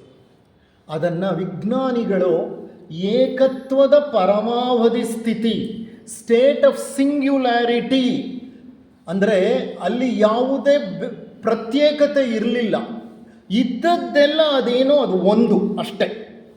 Everything was one. ವಿಜ್ಞಾನದ ಪ್ರಕಾರ 4 ಆಯಾಮಗಳಲ್ಲಿ ಜಗತ್ತು ವ್ಯಕ್ತವಾಗುತ್ತೆ. ಆ 4 ಆಯಾಮಗಳು ಅಂದರೆ ಡೈಮೆನ್ಷನ್ಸ್. ಅವು ಯಾವುದು ಅಂತ ಅಂದರೆ ದ್ರವ್ಯ ಅಥವಾ ಪದಾರ್ಥ, ಎರಡನೆಯದು ಶಕ್ತಿ ಅಥವಾ ಎನರ್ಜಿ, ಮೂರನೆಯದು ಸ್ಪೇಸ್ ಅಥವಾ ಸ್ಥಳ, ನಾಲ್ಕನೆಯದು ಕಾಲ ಅಥವಾ ಟೈಮ್. ದ್ರವ್ಯ, ಶಕ್ತಿ, ಕಾಲ ಮತ್ತು ಸ್ಥಳ, ಈ 4 ಭೌತ ಲೋಕದ ಈ ಭೌತಿಕ ಪ್ರಪಂಚದ 4 ಆಯಾಮಗಳು. ಈ 4 ಆಯಾಮಗಳಲ್ಲೇ ಈ ಜಗತ್ತು ವ್ಯಕ್ತವಾಗಿರೋದು. ನಾನು ಯಾರು? ನಾನು ಈ ಪದಾರ್ಥದಿಂದ ಮಾಡಲ್ಪಟ್ಟವನು. ವಿಜ್ಞಾನ ಹೇಳುತ್ತೆ ಈ ಪದಾರ್ಥಕ್ಕೆ ಒಂದು ನಿರ್ದಿಷ್ಟ ಶಕ್ತಿ ಇದೆ. There is a definite energy for this body as of now. Okay, I am A matter, I have energy. ಈ ಬಾಡಿ ಎಲ್ಲಿದೆ ಈಗ? ಒಂದು ಪರ್ಟಿಕ್ಯುಲರ್ ಟೈಮ್ನಲ್ಲಿದೆ. ಕರೆಕ್ಟಾ? ಇದು ಎಷ್ಟು ಗಂಟೆ ಈಗ? ಇವತ್ತು ಯಾವ ದಿವಸ, ಯಾವ ವರ್ಷ, ಯಾವ ಟೈಮು, ಯಾವ ಸೆಕೆಂಡು, ಇದಕ್ಕೊಂದು ಟೈಮ್ ಅನ್ನುವಂತಹ ಒಂದು ಡೈಮೆನ್ಷನ್ ಇದೆ. ಜೊತೆಗೆ ಸ್ಪೇಸ್, ಎಲ್ಲೇ ಇರಲಿ ಈ ಶರೀರ ಏನು ಮಾಡುತ್ತೆ? ಇಷ್ಟು ಸ್ಪೇಸನ್ನು ಆಕ್ರಮಿಸಿಕೊಂಡಿರುತ್ತೆ. ಪ್ರತಿಯೊಂದನ್ನು ವಿಜ್ಞಾನ ಈ 4 ಆಯಾಮಗಳ ಮೂಲಕ ವ್ಯಕ್ತ ಮಾಡುತ್ತೆ, ಅಭಿವ್ಯಕ್ತಪಡಿಸುತ್ತೆ, ವಿವರಿಸುತ್ತೆ, ವರ್ಣಿಸುತ್ತೆ. ಆದರೆ ಸೃಷ್ಟಿಯ ಆದಿಯಲ್ಲಿ ಈ ಯಾವ ಆಯಾಮಗಳು ಇರಲಿಲ್ಲ. ದ್ರವ್ಯವೂ ಇಲ್ಲ, ಶಕ್ತಿಯೂ ಇಲ್ಲ, ಕಾಲ ಪ್ರಾರಂಭವೇ ಆಗಿರಲಿಲ್ಲ. Time has not started ticking. Time was zero time. ಹೋಗಲಿ, ಸ್ಥಳ ಇತ್ತ? ವಿಜ್ಞಾನದ ಪ್ರಕಾರ ಸ್ಥಳವೂ ಇಲ್ಲ. ಇರಲಿ, ಅದರ ಬಗ್ಗೆ ನಾನು ಮತ್ತೆ ಹೇಳ್ತೇನೆ. Space is another dilemma. ಅದು ಮತ್ತೊಂದು ಸೋಜಿಗದ ವಿಷಯ. ಕಾಲವೂ ಸೋಜಿಗದ ವಿಷಯ, ದ್ರವ್ಯವೂ ಸೋಜಿಗದ ವಿಷಯ, ಶಕ್ತಿಯೂ ಸೋಜಿಗದ ವಿಷಯ. ಇಲ್ಲಿ ಯಾವುದೂ ಪರ್ಮನೆಂಟ್ ಇಲ್ಲ. ಇಲ್ಲಿ ಎವ್ರಿಥಿಂಗ್ ಕೀಪ್ಸ್ ಚೇಂಜಿಂಗ್. ನಾನು ಸತ್ತ ನಂತರ ಈ ಮ್ಯಾಟರ್ ಎನರ್ಜಿ ಆಗಿಬಿಡುತ್ತೆ. ಓಕೆ, ನಾನು ಸತ್ತ ನಂತರ ಟೈಮ್ ಎಲ್ಲಿ? ನನಗೆ ಟೈಮ್ ಇಲ್ಲ. I don't live in the dimension of time. I, as this Dehatma, do not have the time at all. Okay, all these are ಭ್ರಮೆಗಳು ಅಂತ ಹೇಳ್ತಾರೆ. ವಿಜ್ಞಾನ ಈ 4 ಆಯಾಮಗಳ ಬಗ್ಗೆ ನಂಬಿಕೆ ಹೊಂದಿದೆ. ಆದರೆ ಈ 4 ಆಯಾಮಗಳು ಇರಲಿಲ್ವಂತೆ. ಆಗ ಏನಿತ್ತು? ಏಕತ್ವದ ಒಂದು ಸ್ಥಿತಿ ಇತ್ತು. ಆ ಏಕತ್ವದ ಪರಮಾವಧಿಯೇ ಸ್ಟೇಟ್ ಆಫ್ ಸಿಂಗ್ಯುಲಾರಿಟಿ. ಆ ಏಕತ್ವದ ಸ್ಥಿತಿಯನ್ನು ವಿಜ್ಞಾನಕ್ಕೆ ವಿವರಿಸಲು ಸಾಧ್ಯವೇ ಆಗಿಲ್ಲ ಇದುವರೆಗೂ. ವಿಜ್ಞಾನ ಏನಿತ್ತು ಅಲ್ಲಿ ಏಕತ್ವ ಅಂತಿರಲ್ಲ, ಸ್ಟೇಟ್ ಆಫ್ ಸಿಂಗ್ಯುಲಾರಿಟಿ ಅಂತ ಹೇಳ್ತಿರಲ್ಲ. Can you define it? Can you explain it? Can you plumb it in any particular way? ಅಂದರೆ ವಿಜ್ಞಾನ ಹೇಳುತ್ತೆ ನಮ್ಮ ಎಲ್ಲ ಸೂತ್ರಗಳು, ನಮ್ಮ ಎಲ್ಲ ಸಮೀಕರಣಗಳು, ನಮ್ಮ ವೈಜ್ಞಾನಿಕ ಜ್ಞಾನ ಎಲ್ಲ ಆ ಸ್ಥಳಕ್ಕೆ ಹೋದಾಗ ಮುರಿದು ಬೀಳುತ್ತದೆ.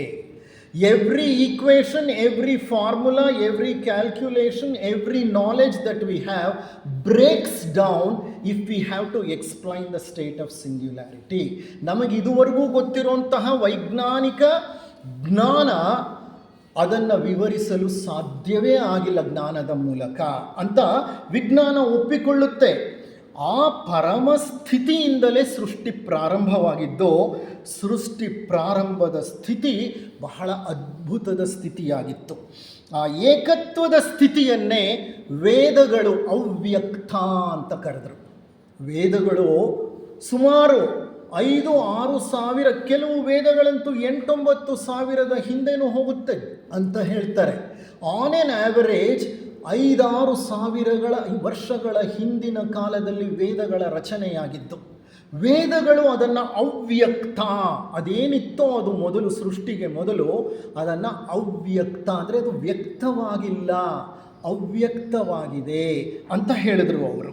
ನಮ್ಮ ಉಪನಿಷತ್ತುಗಳು ಅದನ್ನು ಪರಬ್ರಹ್ಮನ್, ಅದೇನಿತ್ತೋ ಮೂಲ ವಸ್ತು ಅದೊಂದು, ಅದನ್ನು ಪರಬ್ರಹ್ಮ ಅಂತ ಉಪನಿಷತ್ತುಗಳು ಹೇಳುತ್ತವೆ. ಕಾಶ್ಮೀರಿ ಶೈವ ಸಂಪ್ರದಾಯಸ್ಥರು ಅವರ ಗ್ರಂಥಗಳು ಅದೇನಿತ್ತೋ ಅದು ಮೊದಲು ಅದನ್ನು ಮಹಾಬಿಂದು ಅಂತ ಕರೆದರು. ಬೌದ್ಧರು ಅದನ್ನು ಶೂನ್ಯತಾ ಅಂತ ಕರೆದರು.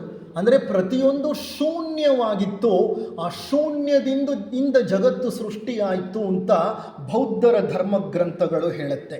ಯಹೂದ್ಯರು ಅದನ್ನು ಯಹೇವಾ ಅಂತ ಕರೀತಾರೆ.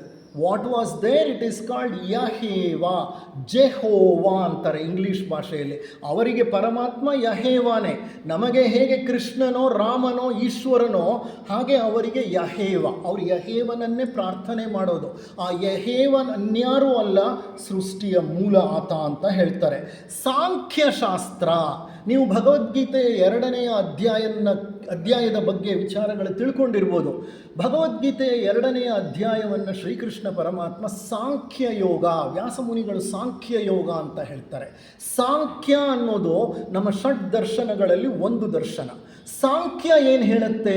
ಸೃಷ್ಟಿ ಏನರಿಂದ ಪ್ರಾರಂಭವಾಯಿತು ಅಂದರೆ Samkhya says there was a primal cause ಅಂತಾರೆ. ಪ್ರೈಮಲ್ ಕಾಸ್ ಅಂತಂದರೆ ಒಂದು ಮೂಲ ಕಾರಣವಿತ್ತು, ಒಂದು ಆದಿ ಕಾರಣ. ಅದೆಂಥ ಕಾರಣ ಅಂತಂದರೆ ಆ ಕಾರಣಕ್ಕೆ ಮತ್ತೊಂದು ಕಾರಣವೇ ಇಲ್ಲ. ಈಗ ನನಗೊಂದು ಕಾರಣ ಇದೆ, ನಮ್ಮ ತಂದೆ ತಾಯಿ. ನಮ್ಮ ತಂದೆ ತಾಯಿಗೆ ಯಾರು ಕಾರಣ?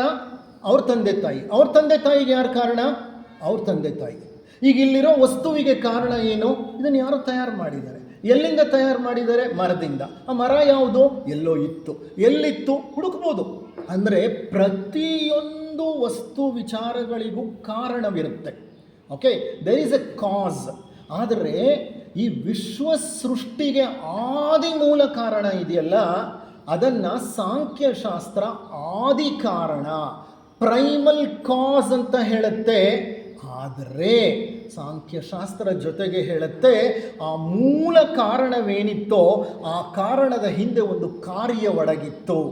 ಹಿಂದೆಂದೋ ಒಂದು ಅಖಿಲಾಂಡ ಕೋಟಿ ಬ್ರಹ್ಮಾಂಡವಿತ್ತು. ಅದು ಲಯವನ್ನು ಹೊಂದಿದ ಮೇಲೆ ಆ ಸಣ್ಣ ಕೇಂದ್ರದಲ್ಲಿ ಅಡಗಿತ್ತು. ಅದಕ್ಕೆ ಕಾರಣ ಅದರ ಹಿಂದಿನ ವಿಶ್ವ. ಅದರ ಹಿಂದಿನ ವಿಶ್ವಕ್ಕೆ ಕಾರಣ ಅದರ ಹಿಂದಿನ ವಿಶ್ವ. ಅಂದರೆ ಸಾಂಖ್ಯ ಏನು ಹೇಳುತ್ತೆ? ಈ ವಿಶ್ವ, ಈ ಅಖಿಲಾಂಡ ಕೋಟಿ ಬ್ರಹ್ಮಾಂಡದ ಸೃಷ್ಟಿಯ ಪ್ರಾರಂಭದಲ್ಲಿ ಒಂದು ಆದಿ ಕಾರಣವಿತ್ತು. ಆದರೆ ಆ ಕಾರಣದ ಹಿಂದೆ ಒಂದು ಕಾರ್ಯವಿತ್ತು. ಆ ಕಾರ್ಯದ ಹಿಂದೆ ಒಂದು ಕಾರಣವಿತ್ತು. ಆ ಕಾರಣದ ಹಿಂದೆ ಒಂದು ಕಾರ್ಯವಿತ್ತು. ಅಂದರೆ ಕಾರ್ಯಕಾರಣಗಳ ಸರಪಳಿ ಇದು. ಕಾರ್ಯಕಾರಣಗಳ ಸರಪಳಿ. ನೀವು ಕೇಳಿರ್ಬೋದು, ಕರ್ಮ ಸಿದ್ಧಾಂತ ಕೆಲಸ ಮಾಡೋದು ಯಾವ ಆಧಾರದ ಮೇಲೆ? ಕಾರ್ಯ ಮತ್ತು ಕಾರಣ. ನಾನೇನೋ ಒಂದು ಕಾರ್ಯ ಮಾಡ್ತೀನಿ, ಆ ಕಾರ್ಯಕ್ಕೆ ತಕ್ಕ ಕಾರಣವನ್ನು ನಾನು ಉತ್ಪತ್ತಿ ಮಾಡ್ತೀನಿ. ಆ ಕಾರಣಕ್ಕೆ ತಕ್ಕ ಕಾರ್ಯವನ್ನು ಮುಂದೆ ಮಾಡ್ತೀನಿ, ಮುಂದಿನ ಜನ್ಮದಲ್ಲಿ ಮಾಡ್ಕೋತೀನಿ. ಅಂದರೆ ಇದೇನಾಗ್ತಾ ಇದೆ? ನಮ್ಮನ್ನು ಹಿಂಬಾಲಿಸ್ತಾ ಬರ್ತಿದೆ. ಹಾಗಾದರೆ ಈ ಜಗತ್ತು ಕರ್ಮಗಳ ಒಂದು ಕೂಟವೇ? ಈ ಅಖಿಲಾಂಡ ಕೋಟಿ ಬ್ರಹ್ಮಾಂಡ ಸಹ ಕರ್ಮಗಳಿಂದಲೇ ಉತ್ಪತ್ತಿ ಆಯ್ತಾ? I don't know. ಬಟ್ ಸಾಂಖ್ಯ ಹೇಳೋದು ಹಾಗೇನೆ. ಈ ಒಂದು ಕಾರಣ ಏನಿದೆ ಅದಕ್ಕೆ ಹಿಂದೆ ಒಂದು ಕಾರ್ಯ ಜರುಗಿತ್ತು, ಆ ಕಾರ್ಯಕ್ಕೆ ಹಿಂದೆ ಒಂದು ಕಾರಣವಿತ್ತು ಅಂತ ಹೇಳುತ್ತೆ ಸಾಂಖ್ಯಶಾಸ್ತ್ರ. ಇರಲಿ, ಸಾಂಖ್ಯದ ಪ್ರಕಾರ ಕಾರ್ಯಕಾರಣಗಳ ಒಂದು ಸರಪಳಿ ಈ ಸೃಷ್ಟಿಯ ಹಿಂದೆ ಕೆಲಸ ಮಾಡ್ತಾ ಇದೆ. ಇದೇನಾಗುತ್ತೆ? ಈ ಕಾರ್ಯಕಾರಣಗಳ ಒಂದು ಸರಪಳಿ ಹೇಗಿರುತ್ತೆ ಅಂದರೆ, ವ್ಯಕ್ತ ಪ್ರಪಂಚದ ಹಿಂದೆ ಒಂದು ಅವ್ಯಕ್ತವಿದೆ. ಈ ವ್ಯಕ್ತ ಪ್ರಪಂಚ ಮುಕ್ತಾಯವಾದ ನಂತರ ಮತ್ತೆ ಇದು ಅವ್ಯಕ್ತಕ್ಕೆ ಹೋಗುತ್ತೆ. ಅವ್ಯಕ್ತದಿಂದ ಮತ್ತೆ ವ್ಯಕ್ತ ಉತ್ಪತ್ತಿಯಾಗತ್ತೆ. ಅಂದರೆ ಮನುಷ್ಯ ಹೇಗೆ ಹಗಲು ಎದ್ದಿದ್ದು ರಾತ್ರಿ ಮಲಗಿ ನಿದ್ರಿಸುತ್ತಾನೋ ಹಾಗೆಯೇ ಈ ಅಖಿಲಾಂಡ ಕೋಟಿ ಬ್ರಹ್ಮಾಂಡ ಸಹ ದೀರ್ಘ ನಿದ್ರೆಯನ್ನು ಮಾಡುತ್ತೆ. ಅದನ್ನು ಪ್ರಳಯ ಕಾಲ ಅಂತ ಕರೀತಾರೆ. ನಮ್ಮ ಸೀಕ್ರೆಟ್ ಡಾಕ್ಟ್ರಿನ್ನಲ್ಲಿ small pralayas, medium sized pralayas and large pralayas, ಚಿಕ್ಕ, ಮಧ್ಯಮ ಮತ್ತು ಬಹಳ ಉನ್ನತ ಮಟ್ಟದ ಪ್ರಳಯಗಳನ್ನು ವಿವರಿಸಿ ಹೇಳ್ತಾರೆ ನಮ್ಮ ಆಂಥ್ರೋಪೋಜೆನೆಸಿಸ್ನ ವಿವರಿಸುವಾಗ. ಆಂಥ್ರೋಪೋಜೆನೆಸಿಸ್ ಅಂದರೆ ಮಾನವನ ಒಂದು ಸೃಷ್ಟಿಗೆ ಮತ್ತು ವಿಕಾಸಕ್ಕೆ ಸಂಬಂಧಪಟ್ಟ ವಿಚಾರಗಳನ್ನು ಹೇಳುವಾಗ ಒಂದು ಮಹಾಪ್ರಳಯ ಸಂಭವಿಸಿತ್ತು. ಆ ಮಹಾಪ್ರಳಯ ಸಂಭವಿಸಿದಾಗ ಕೋಟ್ಯಾಂತರ ವರ್ಷಗಳ ಕಾಲ ಈ ಅಖಿಲಾಂಡ ಕೋಟಿ ಬ್ರಹ್ಮಾಂಡದಲ್ಲಿ ಏನೂ ಇರಲಿಲ್ಲ, ನಿದ್ರಿಸುತ್ತಿತ್ತು ಎಲ್ಲ. ಕೃಷ್ಣ ಪರಮಾತ್ಮ ವಿಷ್ಣು ಪುರಾಣದ ಪ್ರಕಾರ ಶ್ವೇತ ಸಮುದ್ರದಲ್ಲಿ ಅಥವಾ ಕ್ಷೀರ ಸಮುದ್ರದಲ್ಲಿ ಯೋಗ ನಿದ್ರೆಯಲ್ಲಿ ಪವಡಿಸಿದ್ದ. ಪುರಾಣ ಸೂಚ್ಯವಾಗಿ ವಿವರಿಸುತ್ತೆ. ಅಂಥ ಒಂದು ಪ್ರಳಯ ಕಾಲವಿತ್ತು. ಆ ಪ್ರಳಯ ಕಾಲದಲ್ಲಿ ಲಯ ನಡೀತಾ ಇತ್ತು, ಸೃಷ್ಟಿ ಮುಗಿದು ಹೋಗಿತ್ತು, ಸ್ಥಿತಿ ಮುಗಿದು ಹೋಗಿತ್ತು. ಆ ಪ್ರಳಯ ಕಾಲದಲ್ಲಿ ಶ್ರೀಮನ್ನಾರಾಯಣನು ಕ್ಷೀರ ಸಮುದ್ರದಲ್ಲಿ ಯೋಗ ನಿದ್ರೆಯನ್ನು ಮಾಡ್ತಾ ಇದ್ದ, ಪವಡಿಸಿದ್ದ ಆತ ಅಂತ ಹೇಳ್ತಾರೆ. ಅಂತಹ ಒಂದು ಪ್ರಳಯದ ಸ್ಥಿತಿಯಲ್ಲೇ ಒಂದು ಅಶ್ವತ್ಥ ಎಲೆಯ ಮೇಲೆ ಶ್ಯಾಮಬಾಲನನ್ನು ಮಾರ್ಕಂಡೇಯ ಮಹರ್ಷಿಗಳು ನೋಡ್ತಾರೆ. ಪ್ರಳಯ ಕಾಲದಲ್ಲಿ ಮಾರ್ಕಂಡೇಯ ಮಹರ್ಷಿಗಳು ಒಂದು ಅಶ್ವತ್ಥ ಎಲೆಯ ಮೇಲೆ ಆ ಮಹಾವಿಷ್ಣುವು ಪವಡಿಸಿರೋದನ್ನು ಬಾಲಕೃಷ್ಣ ನನ್ನ ಶ್ಯಾಮಬಾಲ ಅಂತ ಕರೆದ್ರು ಅವರು. ಆ ಶ್ಯಾಮಬಾಲನನ್ನು ಅವರು ಕಂಡ ಸ್ಥಳವೇ ಶಂಬಲ. ಶಂಬಲ ಗೊತ್ತಲ್ಲ ನಿಮಗೆ? ನಮ್ಮ ಧರ್ಮಗ್ರಂಥಗಳಲ್ಲಿ ಶಂಬಲದ ಬಗ್ಗೆ ಹೇಳ್ತೇವೆ. ಶಂಬಲ ಅನ್ನೋದೊಂದು ದ್ವೀಪ.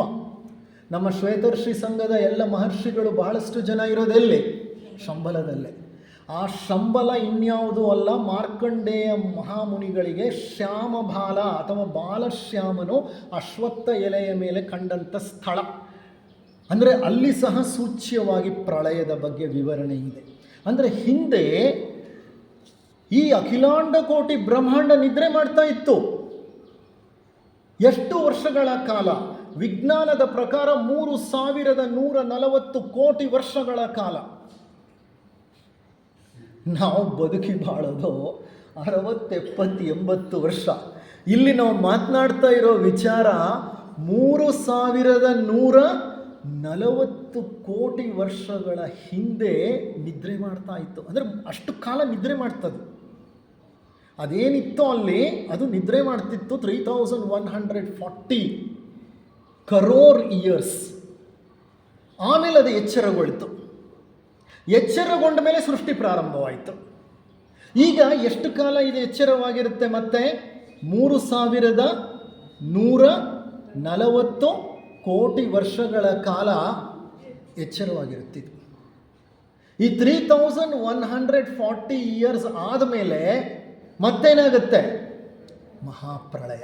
ಅಂದರೆ ವ್ಯಕ್ತ ಅವ್ಯಕ್ತಕ್ಕೆ, ಅವ್ಯಕ್ತ ಮತ್ತೆ ವ್ಯಕ್ತಕ್ಕೆ. ಇದನ್ನು ವಿಜ್ಞಾನ ಸಹ ವಿವರಿಸಿ ಹೇಳ್ತಾ ಇದೆ.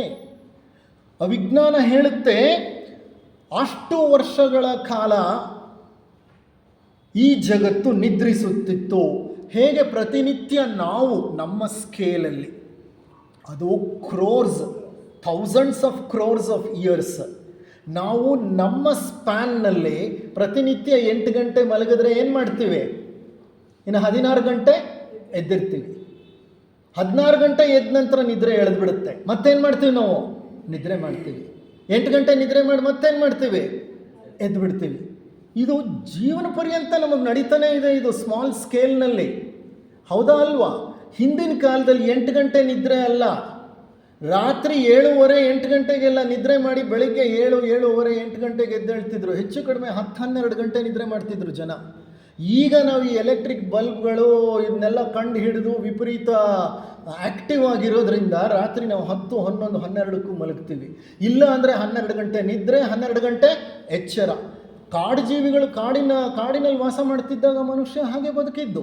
ಅಂದರೆ ಅರ್ಥ ಏನಂದರೆ, ಹೇಗೆ ಮನುಷ್ಯನ ಜೀವನದಲ್ಲಿ ಪ್ರತಿನಿತ್ಯ ರಾತ್ರಿ ಹಗಲುಗಳು ಆವರ್ತನದಲ್ಲಿ ಬರುತ್ತೋ, ಈ ಅಖಿಲಾಂಡ ಕೋಟಿ ಬ್ರಹ್ಮಾಂಡ ಸಹ ರಾತ್ರಿ ನಿದ್ರೆ ಮಾಡುತ್ತೆ, ಬೆಳಿಗ್ಗೆ ಎದ್ದೇಳುತ್ತೆ. ಆದರೆ ಅದರ ರಾತ್ರಿ 3140 ಕೋಟಿ ವರ್ಷಗಳು, ಹಗಲು 3140 ಕೋಟಿ ವರ್ಷಗಳು.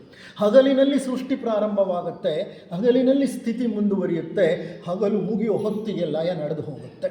ಅದರ ನಂತರ ಪೂರ್ತಿ ರಾತ್ರಿ ಎಚ್ಚರವೇ ಇಲ್ಲದ ಹಾಗೆ ಜಗತ್ತು ನಿದ್ರೆಯನ್ನು ತಲುಪಿಬಿಡುತ್ತೆ. ಇರಲಿ, ಈ ಸೃಷ್ಟಿಗೆ ಹಿಂದೆ ಏನೂ ಇರಲಿಲ್ವಲ್ಲ. There was not even light. Bible ಹೇಳುತ್ತೆ, God said let there be light and the light came. ಬೈಬಲ್ನ ಓಲ್ಡ್ ಟೆಸ್ಟಮೆಂಟ್ನ ಜೆನೆಸಿಸ್ನಲ್ಲಿ ವಿಚಾರ ಬರುತ್ತೆ. ಬೆಳಕಿರಲಿಲ್ಲ, ಭಗವಂತ ಬೆಳಕು ಬರಲಿ ಅಂತಂದ, ಆಗ ಬೆಳಕು ಬಂತು ಅಂತ.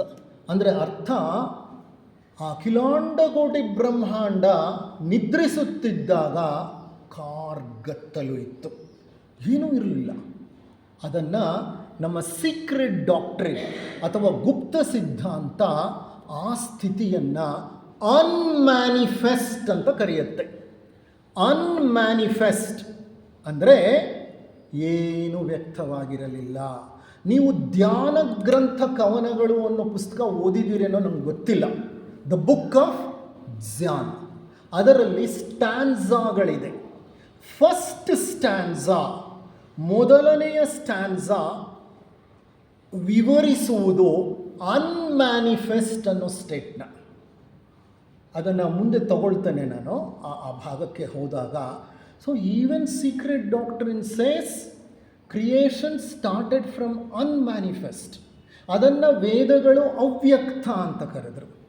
ಅದನ್ನೇ ನಮ್ಮ ಉಪನಿಷತ್ತುಗಳು ಪರಬ್ರಹ್ಮ ಅಂತ ಕರೆದು, ವಿಜ್ಞಾನ ಸ್ಟೇಟ್ ಆಫ್ ಸಿಂಗ್ಯುಲಾರಿಟಿ ಅಂತ ಕರೀತು. ಅದನ್ನೇ ಯಹೂದ್ಯರು ಯಹೇವ ಅಂತ ಕರೆದರು, ಬೌದ್ಧರು ಶೂನ್ಯತಾ ಅಂತ ಕರೆದರು. ಅದನ್ನು ವಿಜ್ಞಾನಿಗಳು ಒಂದು ಕಡೆ ಕಾಸ್ಮಿಕ್ ಎಗ್ ಅಂತ ಕರೀತಾರೆ. ಕಾಸ್ಮಿಕ್ ಎಗ್ ಅಂದರೆ ವಿಶ್ವಾಂಡ. ಏನೂ ಇಲ್ಲದೆ ಇದ್ದಾಗ ಒಂದು ಮೊಟ್ಟೆ ಇತ್ತು. ಮೊಟ್ಟೆಯಿಂದ ಹೇಗೆ ಮರಿ ಹೊರಗೆ ಬರುತ್ತೋ, ಆ ಮರಿಯ ಸಮಸ್ತವೂ ಮೊಟ್ಟೆಯಲ್ಲಿ ಹೇಗೆ ಅಡಗಿತ್ತೋ, ಮೊಟ್ಟೆಯಲ್ಲಿನ ಒಂದು ಕೋಶದಲ್ಲಿ ಇಡೀ ಆ ಮರಿ ಅಡಗಿತ್ತು. In a single cell. ಹಾಗೆ ಈ ಅಖಿಲಾಂಡ ಕೋಟಿ ಬ್ರಹ್ಮಾಂಡ ಒಂದು ಅಂಡವಾಗಿತ್ತು ಅಂತ ಹೇಳ್ತಾರೆ ವಿಜ್ಞಾನಿಗಳು. They call it as cosmic egg or mundane egg ಅಂತ ಹೇಳ್ತಾರೆ ಅವರು. ನಮ್ಮ ಋಷಿ ಮುನಿಗಳು ತಮ್ಮ ಧ್ಯಾನದ ಆಳದಲ್ಲಿ, ಋಷಿ ಮುನಿಗಳು ಧ್ಯಾನ ಮಾಡ್ತಾ ಮಾಡ್ತಾ ಆಳ ಧ್ಯಾನವನ್ನು ಅನುಭವಿಸುವಾಗ ಆ ಪರಮ ವಾಸ್ತವ ಏಕತ್ವದ ಸ್ಥಿತಿಯನ್ನು ತಲುಪ್ತಾರೆ. ಎಲ್ಲ ಋಷಿ ಮುನಿಗಳು ಧ್ಯಾನ ಮಾಡ್ತಾರೆ, ತಪಸ್ಸು ಮಾಡ್ತಾರೆ, ಹೌದಾ ಅಲ್ವಾ? ಪ್ರತಿ ಯೋಗಿಯೂ ಮಾಡ್ತಾನೆ, ಪ್ರತಿ ಸಾಧಕನೂ ಮಾಡ್ತಾನೆ. ಈ ಧ್ಯಾನದ ತುದಿ ಏನು ಗೊತ್ತಾ? ಋಷಿ ಮುನಿಗಳು ಧ್ಯಾನದ ಆಳವನ್ನು ತಲುಪಿದಾಗ ಅಖಿಲಾಂಡ ಕೋಟಿ ಬ್ರಹ್ಮಾಂಡದ ಪ್ರಾರಂಭದ ಸ್ಥಿತಿ ಇದೆಯಲ್ಲ, ಏಕತ್ವದ ಸ್ಥಿತಿ, ಆ ಏಕತ್ವದ ಸ್ಥಿತಿಯನ್ನು ಅನುಭವಿಸಿ ಹಿಂದಿರುಗ್ತಾರೆ. ಹಾಗಾಗಿ ಋಗ್ವೇದದಲ್ಲಿ ಆ ಮೂಲ ವಸ್ತುವೇನಿತ್ತೋ ಅದನ್ನು ತದೇಕಂ ಅಂತ ಕರೆದರು. ಋಗ್ವೇದ ಆ ಒಂದು ಮೂಲ ವಸ್ತುವನ್ನು ತದೇಕಂ ಅಂದರೆ ದಟ್ ಒನ್ ಅಂತ. ಅದೇನೋ ಅದು ಗೊತ್ತಿಲ್ಲ, ಅದನ್ನು ದಟ್ ಅಂತ ಕರೀತಾರೆ. THAT capital letter. Thou art that ಅಂತ ಕೇಳಿರ್ಬೋದು ನೀವು. ದೌ ಆರ್ಟ್ ದಟ್ ಅಂದರೆ ರೀಸೆಂಟ್ಲಿ ನಿಮಗೆ ಪ್ರದೀಪ್ ಅವರು ಒಂದು ಉಪನ್ಯಾಸ ನೀಡಿದರು. ಯಾವುದು ಅದು ವಿಷಯ? ತತ್ವಮಸಿ. ತತ್ ಮ ಅಸಿ, ತತ್ವಂ ಅಸಿ ಅಂದರೆ ಅರ್ಥ ಯು ಆರ್ ದಟ್. ನೀನು ಮತ್ಯಾರೂ ಅಲ್ಲ, ನೀನು ಆ ಭಗವಂತನೇ. You are that. ದಟ್ ಅಂತ ಅಂದರೆ ಆ ಭಗವಂತ, ಆ ಮೂಲ ಚೈತನ್ಯವೇನಿದೆ ಅದನ್ನು ಧಟ್ ಅಂತ ಕರೀತಾರೆ ನಮ್ಮ ಉಪನಿಷತ್ತುಗಳಲ್ಲಿ, ವೇದಗಳಲ್ಲಿ. ಇರಲಿ, ಆ ಏಕತ್ವದ ಸ್ಥಿತಿಯನ್ನು ಋಗ್ವೇದದಲ್ಲಿ ತದೇಕಂ ಅಂತ ಕರೆದರು. ಅದನ್ನು ನಾಸದೀಯ ಸೂಕ್ತ, ಋಗ್ವೇದದಲ್ಲಿ ಒಂದು ಭಾಗ ಇದೆ ನಾಸದೀಯ ಸೂಕ್ತ ಅಂತ. ಆ ನಾಸದೀಯ ಸೂಕ್ತದಲ್ಲಿ 10ನೆಯ ಚಾಪ್ಟರ್, ಅದನ್ನು 10ನೆಯ ಮಂಡಲ ಅಂತ ಕರೀತಾರೆ. 10ನೇ ಮಂಡಲದಲ್ಲಿ 129ನೆಯ ಶ್ಲೋಕ ತದೇಕಂ ಅಂತ ವಿವರಿಸಿ ಹೇಳುತ್ತೆ. ಅಂದರೆ ಋಗ್ವೇದದ ನಾಸದೀಯ ಸೂಕ್ತದ 10ನೆಯ ಚಾಪ್ಟರ್ನ 126, 27, 28, 29, 126ರಿಂದ 129ನೆಯ 4 ಆ ಶ್ಲೋಕಗಳು ಅಥವಾ ಸೂತ್ರಗಳು ಏನಿವೆ ಅವು ಇಡೀ ಅಖಿಲಾಂಡ ಕೋಟಿ ಬ್ರಹ್ಮಾಂಡದ ಸೃಷ್ಟಿಯನ್ನು ಬಹಳ ಸುಂದರವಾಗಿ ವಿವರಿಸಿ ಹೇಳುತ್ತವೆ, ಬಹಳ ಸುಂದರವಾಗಿ. ಇರಲಿ, ನಾಸದೀಯ ಸೂಕ್ತವನ್ನು ಮುಂದಿನ ಕೆಲವು ಉಪನ್ಯಾಸಗಳಲ್ಲಿ ತಗೋತೀನಿ. ಯಾಕೆ ಈ ವಿಷಯ ಹೇಳ್ತಿದ್ದೀನಿ ಅಂತಂದರೆ, ಯಾವುದನ್ನು ಆಧುನಿಕ ವಿಜ್ಞಾನಿಗಳು ಕಳೆದ 200-300 ವರ್ಷಗಳಲ್ಲಿ ಹರಸಾಹಸಪಟ್ಟು ತಮ್ಮ ಹಲವಾರು ಯಂತ್ರಗಳು, ಉಪಕರಣಗಳ ಮೂಲಕ ಸೃಷ್ಟಿಯ ಆದಿಯಲ್ಲಿದ್ದದ್ದು ಏಕತ್ವದ ಸ್ಥಿತಿ, ಸ್ಟೇಟ್ ಆಫ್ ಸಿಂಗ್ಯುಲಾರಿಟಿ ಅಂತ ಯಾವುದನ್ನು ಕಂಡುಹಿಡಿದ್ರು ವಿಜ್ಞಾನಿಗಳು, ಇದನ್ನು 5-6-7 ಸಾವಿರ ವರ್ಷಗಳ ಹಿಂದೆಯೇ ಋಗ್ವೇದದಲ್ಲಿ ತದೇಕಂ ಅಂತ ನಮ್ಮ ಋಷಿ ಮುನಿಗಳು ವಿವರಿಸಿಬಿಟ್ರು. ಇಲ್ಲಿ ನಾವು ಕಾಣಬೇಕಾಗಿರೋ ಮುಖ್ಯವಾದಂಥ ವಿಚಾರ ಏನು ಗೊತ್ತಾ? ಯಾವುದನ್ನು ಬಹಳ ಕಷ್ಟಪಟ್ಟು ಈಗ ವಿಜ್ಞಾನಿಗಳು ಕಂಡುಹಿಡಿದ್ರೋ, ಇಷ್ಟೆಲ್ಲ ಸಾಧ್ಯತೆಗಳ ನಡುವೆ ಆಗ ಯಾವ ಸಾಧ್ಯತೆಗಳು ಇಲ್ಲದೆ ಆ ಋಷಿ ಮುನಿಗಳು ಅದನ್ನು ಕಂಡು ಹಿಡಿದಿದ್ರು. ಅವರು ಸಹ ಏಕತ್ವದ ಸ್ಥಿತಿ ಅಂತ ಕರೆದ್ರು, ಇವರು ಸಹ ಈ ಏಕತ್ವದ ಸ್ಥಿತಿ ಅಂತ ಕರೀತಿದ್ದಾರೆ. ಇವರು ಇಷ್ಟು ಕಷ್ಟಪಟ್ಟು ಕಂಡು ಹಿಡಿದಿರೋದನ್ನು ಅವ್ರು ಎಲ್ಲೂ ಓಡಾಡದೆ, ಯಾವ ಉಪಕರಣವನ್ನು ಬಳಸದೆ, ಯಾವ ಯಂತ್ರವನ್ನು ಬಳಸದೆ, ಯಾವ ಸಮೀಕರಣ ಸೂತ್ರಗಳು ಇಲ್ಲದೆ ಅವ್ರು ಹೇಗೆ ಕಂಡು ಹಿಡಿದ್ರು? ಅದಕ್ಕೆ ಏನು ಹೇಳ್ತೀವಿ ಅಂದರೆ, ವಿಜ್ಞಾನ ಬಹಿರಂಗ ವಿಶ್ವವನ್ನು ಸಂಶೋಧಿಸಿದರೆ, ಬಹಿರಂಗ ವಿಶ್ವದಲ್ಲಿ ಜಾಲಾಡಿದರೆ, ಋಷಿ ಮುನಿಗಳು ಅಂತರಂಗ ವಿಶ್ವವನ್ನು ಪ್ರವೇಶ ಮಾಡ್ತಾರೆ. ಅಂತರಂಗದಲ್ಲಿ ಇಲ್ಲದೇ ಇರೋ ಸತ್ಯವೇ ಇಲ್ಲ. ಕಾರಣ, ಪರಮಾತ್ಮನ ಜೊತೆಲೇ ನಾವು ಹೊರಟು ಬಂದ್ವಿ, ಪರಮಾತ್ಮನ ಕಿಡಿಯಾಗಿ ಹೊರಟು ಬಂದ್ವಿ. ನಮ್ಮ ಹಿಂದಿನ ಇತಿಹಾಸವೇನಿದೆಯೋ ಅದೆಲ್ಲ ಸಂಸ್ಕಾರವಾಗಿ ನಮ್ಮಲ್ಲಿ ಅಡಗಿದೆ. ನಾವು ಖನಿಜಗಳಾಗಿ, ಮೃಗಗಳಾಗಿ, ಸಸ್ಯಗಳಾಗಿ, ಪ್ರಾಣಿಗಳಾಗಿ, ಮನುಷ್ಯರಾಗಿ ಎಷ್ಟೋ ಜನ್ಮಗಳನ್ನು ತಳೆದಿದ್ದೀವಿ. ಆದರೆ ಇದೆಲ್ಲದರ ಹಿಂದೆ ಯಾವ ಒಂದು ನೆನಪುಗಳಿದೆ, ಅದು ಸಂಸ್ಕಾರವಾಗಿ ಎಲ್ಲೋ ಇದೆ. ಋಷಿ ಮುನಿಗಳು ಧ್ಯಾನ ಮಾಡ್ತಾ ಮಾಡ್ತಾ, ತಪಸ್ಸು ಮಾಡ್ತಾ ಮಾಡ್ತಾ ಅಂತರಾಳದ ಆಳಕ್ಕೆ ಹೋದಾಗ ಆ ಸತ್ಯ ದರ್ಶನ ಅವ್ರಿಗಾಗತ್ತೆ. ಇಲ್ಲ ಅಂತಂದರೆ ಋಷಿ ಮುನಿಗಳಿಗೆ ತದೇಕಂ ಅನ್ನುವಂತಹ ಒಂದು ವಿಷಯ ಹೇಗೆ ಗೊತ್ತಾಗಬೇಕು? ಅದನ್ನು ವಿಜ್ಞಾನಿಗಳು ಇವತ್ತು ರುಜುವಾತು ಮಾಡಿ ಕೊಡ್ತಾ ಇದ್ದಾರೆ ಅಂತಂದರೆ, ವೈಜ್ಞಾನಿಕ ಸತ್ಯದ ಮೂಲಕ ಋಷಿ ಮುನಿಗಳು ಸಹ ಮಹಾನ್ ವಿಜ್ಞಾನಿಗಳೇ, ಅವರು ಅಂತರಂಗದ ವಿಜ್ಞಾನಿಗಳು. ಆದರೆ ಈಗ ನಾವು ಕಾಣ್ತಾ ಇರೋರೆಲ್ಲರೂ ಬಹಿರಂಗದ ವಿಜ್ಞಾನಿಗಳು. ಅಂದರೆ ಸೈನ್ಸ್ ಆಗಲಿ, ಸ್ಪಿರಿಚುಯಾಲಿಟಿ ಆಗಲಿ ಅಥವಾ ಅಧ್ಯಾತ್ಮವಾಗಲಿ, ಎರಡೂ ಒಂದೇ ಸತ್ಯವನ್ನು ತೆರೆದು ತೋರಿಸುತ್ತಿದೆ. ಯಾವ ವಿಜ್ಞಾನಿಗಳು ತಮ್ಮೆಲ್ಲ ವೈಜ್ಞಾನಿಕ ಸಂಶೋಧನೆಗಳ ಮೂಲಕ ಅದು ಏಕತ್ವವೆಂದು ಕಂಡುಹಿಡಿದರೋ, ಅದನ್ನು 5-6 ಸಾವಿರ ವರ್ಷಗಳ ಹಿಂದೆಯೇ ನಮ್ಮ ಋಷಿ ಮುನಿಗಳು ತಮ್ಮ ತಪಸ್ಸಿನ ಮೂಲಕ, ಧ್ಯಾನದ ಮೂಲಕ, ಅಂತರ್ಪ್ರಜ್ಞೆಯಲ್ಲಿ ಸತ್ಯದ ಅನುಭವವನ್ನು ಮಾಡಿಕೊಂಡು ವಿವರಿಸಿ ತಿಳಿಸಿದರು. ಅದಕ್ಕೆ ಏನು ಹೇಳ್ತಾರೆ ಅಂದರೆ, ಡಿ.ವಿ. ಗುಂಡಪ್ಪನವರು ಮಂಕುತಿಮ್ಮನ ಕಗ್ಗದಲ್ಲಿ ಒಂದು ಕಡೆ ಹೇಳ್ತಾರೆ, ಸ್ವಜ್ಞಪ್ತಿ ಶೋಧಿ ಮುನಿ ಮಂಕುತಿಮ್ಮ. ಮುನಿ ಯಾರು ಗೊತ್ತಾ? ಸ್ವಜ್ಞಪ್ತಿ ಶೋಧಿ. ಸ್ವಜ್ಞಪ್ತಿ ಅಂತಂದರೆ ಸ್ವಯಂ ತನ್ನ ಪ್ರಜ್ಞೆಯನ್ನು ಶೋಧನೆ ಮಾಡುವನಂತೆ ಮುನಿ. ತನ್ನ ಸ್ವಯಂ ಪ್ರಜ್ಞೆಯನ್ನು ಶೋಧನೆ ಮಾಡಿದಾಗ ಅದರೊಳಗಡೆ ಎಲ್ಲ ಸತ್ಯಗಳು ಅಡಗಿದೆ. ಆ ಸತ್ಯಗಳು ಬಹಿರಂಗವಾಗುತ್ತೆ. ಆ ಅಂತರಂಗದ ಆತ್ಯಂತಿಕ ಸತ್ಯವೇನಿದೆಯೋ ಅದನ್ನೇ ಇಂದು ನಮ್ಮ ಬಹಿರಂಗದಲ್ಲಿ ವಿಜ್ಞಾನ ಕಂಡುಹಿಡ್ಕೊಂಡು ತಿಳಿಸಿ ಹೇಳ್ತಾ ಇದೆ. ಸೃಷ್ಟಿಯ ಮೂಲವನ್ನು ಉಪನಿಷತ್ತುಗಳು ಪರಬ್ರಹ್ಮನ್ ಅಂತ ಕರೆಯುತ್ತವೆ. ಬ್ರಹ್ಮನ್ ಅಂದರೆ ಅರ್ಥ ಏನು ಗೊತ್ತಾ? ಬಹಳ ಬೃಹತ್ತಾದದ್ದು. ಬ್ರಹ್ಮನ್ ಅನ್ನೋದು ಸಂಸ್ಕೃತ ಪದ. ಆ ಪದದ ಮೂಲ ಅರ್ಥ ಏನೆಂದರೆ ಬಹಳ ವಿಶಾಲವಾದದ್ದು, ಬಹಳ ವಿಸ್ತಾರವಾದದ್ದು, ಅಗಾಧವಾದದ್ದು, ಬೃಹತ್ತಾದದ್ದು ಅಂತ ಅರ್ಥ. ಬೃಹತ್ ಅಂತ ಹೇಗೆ ಗೊತ್ತಾಯಿತು ನಮ್ಮ ಋಷಿ ಮುನಿಗಳಿಗೆ? ಇರಲಿ, ವಿಜ್ಞಾನ ಏನು ಹೇಳುತ್ತೆ ಗೊತ್ತಾ? ಖಂಡಿತವಾಗಿಯೂ ಈ ವಿಶ್ವ ಬಹಳ ವ್ಯಾಪಕವಾದದ್ದು, ಬಹಳ ವಿಸ್ತಾರವಾದದ್ದು. ಆಧುನಿಕ ವಿಜ್ಞಾನ ವಿಶ್ವದ ಅಳತೆಯನ್ನು ಮಾಡ್ತಾ ಒಂದು ಹಂತದಲ್ಲಿ ನಿಂತುಬಿಟ್ಟಿದೆ. ಅಲ್ಲಿಂದ ಆಚೆಯ ವಿಶ್ವ ಎಷ್ಟಿದೆ ಅಂತ ಅದಕ್ಕೆ ಗೊತ್ತಾಗ್ತಿಲ್ಲ. ಅದಕ್ಕೆ ವಿಜ್ಞಾನ ಏನು ಮಾಡಿದೆ ಅಂದರೆ ಅಖಿಲಾಂಡ ಕೋಟಿ ಬ್ರಹ್ಮಾಂಡವನ್ನು 2 ಭಾಗ ಮಾಡಿಬಿಟ್ಟಿದೆ. ಏನದು 2 ಭಾಗ? Measurable universe, unmeasurable universe. ಯಾವ ವಿಶ್ವದ ಈ ಭಾಗವನ್ನು ಅಳತೆ ಮಾಡಲಿಕ್ಕೆ ಸಿಕ್ಕುತ್ತೋ ಅದು ಮೆಷರಬಲ್ ಯೂನಿವರ್ಸ್. ಯಾವುದು ಅಳತೆಗೆ ಮೀರಿ ನಿಂತಿದೆಯೋ ಅದನ್ನು ಅನ್ಮೆಷರಬಲ್ ಯೂನಿವರ್ಸ್ ಅಂತ. ಅಂದರೆ ವಿಜ್ಞಾನ ಸಹ ಈ ಅಖಿಲಾಂಡ ಕೋಟಿ ಬ್ರಹ್ಮಾಂಡ ಬಹಳ ವಿಶಾಲವಾಗಿದೆ. ಅದು ವಿಸ್ಫೋಟದ ನಂತರ ಹಿರಿದಾಗುತ್ತಾ ವಿಸ್ತರಿಸುತ್ತಿದೆ. ನಾ ಹೇಳಿದೆ, ಬಿಗ್ ಬ್ಯಾಂಗ್ ಥಿಯರಿ ಹೇಳುತ್ತೆ, ಒಂದು ಕೇಂದ್ರದಿಂದ ವಿಸ್ಫೋಟ ಜರುಗಿತು. ವಿಸ್ಫೋಟ ಜರುಗಿದಾಗ ಒಳಗಿದ್ದ ಸಮಸ್ತವು ಹೊರಗೆ ಬಂತು. ಆ ಹೊರಗೆ ಬಂದದ್ದೇ ಈ ಅಖಿಲಾಂಡ ಕೋಟಿ ಬ್ರಹ್ಮಾಂಡದ ಸೃಷ್ಟಿಗೆ ಕಾರಣವಾಯಿತು. ಆ ಹೊರಗೆ ಬಂದಂಥ ಪದಾರ್ಥಗಳಾಗಲಿ, ಶಕ್ತಿಯಾಗಲಿ, ಯಾವುದೇ ಆಯಾಮವಾಗಲಿ ಏನು ಮಾಡ್ತಿದೆ ಅಂದರೆ, ಕೇಂದ್ರದಿಂದ ವಿಸ್ಫೋಟಗೊಂಡಂಥ ಆ ಎಲ್ಲ ದ್ರವ್ಯರಾಶಿಯು ವೇಗವಾಗಿ ಹೊರಗೆ ವಿಸ್ತರಿಸುತ್ತಾ ಹೋಗ್ತಾ ಇದೆ.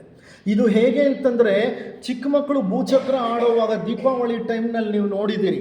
ದೀಪಾವಳಿ ಟೈಮ್ನಲ್ಲಿ ಭೂಚಕ್ರ ಆಡುವಾಗ ಅದಕ್ಕೆ ಭೂಚಕ್ರಕ್ಕೆ ಬೆಂಕಿ ಅಂಟಿಸಿ ಬಿಟ್ಟರೆ ಏನಾಗುತ್ತೆ, ಆ ಕೇಂದ್ರದಿಂದ ಸಿಡಿದದ್ದು ದೂರ ದೂರ ದೂರ ದೂರ ದೂರ ವಿಶಾಲವಾಗ್ತಾ ಹೋಗುತ್ತಾ ಇಲ್ವಾ?